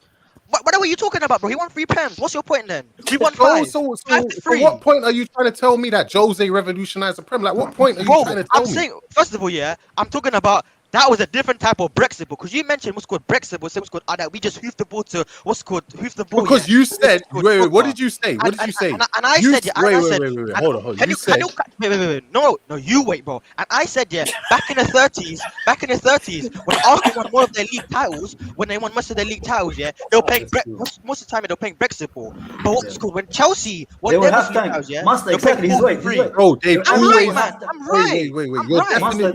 They were part-time footballers in the 30s. Wait, hold on. It's a fact. Look it up. Hold on. Your point of Brexit ball or whatever, this is something they've always played in the Prem. It's not something that they started playing at whatever period. It has never stopped. It has always been there. It's always been Brexit ball. It's always been there, but the quality of the football has been better. You cannot try to compare the quality of football in the 30s to now, my guy. I'm not comparing quality of football in the 30s to now. Forget now, yeah. When the Prem started, my guy. When the Prem started, yeah, and you compare the 20 was called like the 30-year span in the Prem started, and compare the football to when it was called when Arsenal won more of their league titles, which was in freaking number 30s. Because you keep forgetting that, my guy. Say it with me, Monster. Most of the league titles that Arsenal have won were in the 30s, my guy. So we're comparing the quality of the 30s of when Arsenal played football to the span of when the goalies didn't have Premier gloves. League, man. Come on, man. The goalies wasn't Lewis, I gotta go. Yeah, I gotta go, Lewis. Take care, the bro. offside rule wasn't there, bro. The offside rule wasn't even there, bro. There was no offside rule. Kazi, one sec. Big up Reggie. Kazi, one sec, please. Reggie, Kazi, please, one sec. Reggie Fort saying, go watch Souness highlights. Horrible football. Not sure what that is in reference to, but bun. Allow it. Anyway. Souness is a ball. Allow it. Oh, no, I'm talking about Souness, a fucking pundit, not the player. Souness. Monster. One sec, guys. Saki Sak says Monster show that Arsenal should have underneath. Come on, man, let's have some respect. You wouldn't be seen dead in that shit. Respect. Ryan says, sorry guys, but my Egyptian king Drogba. See that shit, man. They won one Premier League and now they're giving us all this like bullshit. He doesn't even rate him. I know, Ryan. And AV says, if you think Arsenal didn't change the fabric of the Premier League, you haven't watched football before 2003. Saying this as someone who rates Mourinho as the best. Yeah, I can't lie. Arsenal. Can I answer this? Can I answer this? Wait. Kazi, have a good one. He changed the fabric of the Premier League. And Jose Mourinho changed the fabric of his fucking life, man. Because of him, he retired, man. Exactly. On his 1000th game, he lost 6-0. I was in that game, man. One of the best games I've ever been to, man. Mourinho came to Premier League, yeah, packed Arsene Wenger once here, and he came back 10 years later to come get round 2, fam. Don't chat about Arsene Wenger, bro. You know them, man. He came on 2 different occasions, man. And second of all, you man, though, I can't lie, I do need to head out, but guys, I thought this was going to be a dead stream. I weren't even going to stream today, and it is just... Johnny had this... I saw Johnny was here. That's the only reason I came on, man. I thought Johnny was here. I wanted to discuss the Mason Mount disaster class that happened on that game. He sees how he's what's good. He's twitching, bro, man. Yo, him and Jester did a madness, bro. I did it. Yeah, What time is it? I want to watch it. that was fucking wild. Props but to Jester, big man. up everyone Props to that's been Jester. locked in. That was wild. Big up the Queen as well, Stephanie, for even getting me to stream because I weren't even going to stream today. The link to Monster and Kai's channels are in the description below. Monster's going to be streaming in about 25 minutes. So everyone, make your way down to his channel as well because there's probably going to be more carnage on that stream as well. Smash the like and subscribe button. I don't think I'll be back tomorrow because I'm out filming the whole day, but we'll be doing another stream on Saturday, so check it out then. But big up all the panel, big up everyone that's locked in. It has been an amazing discussion. And yeah, till next time, take care, like and subscribe. Fuck Arsenal and Chelsea. Let's go. Facts.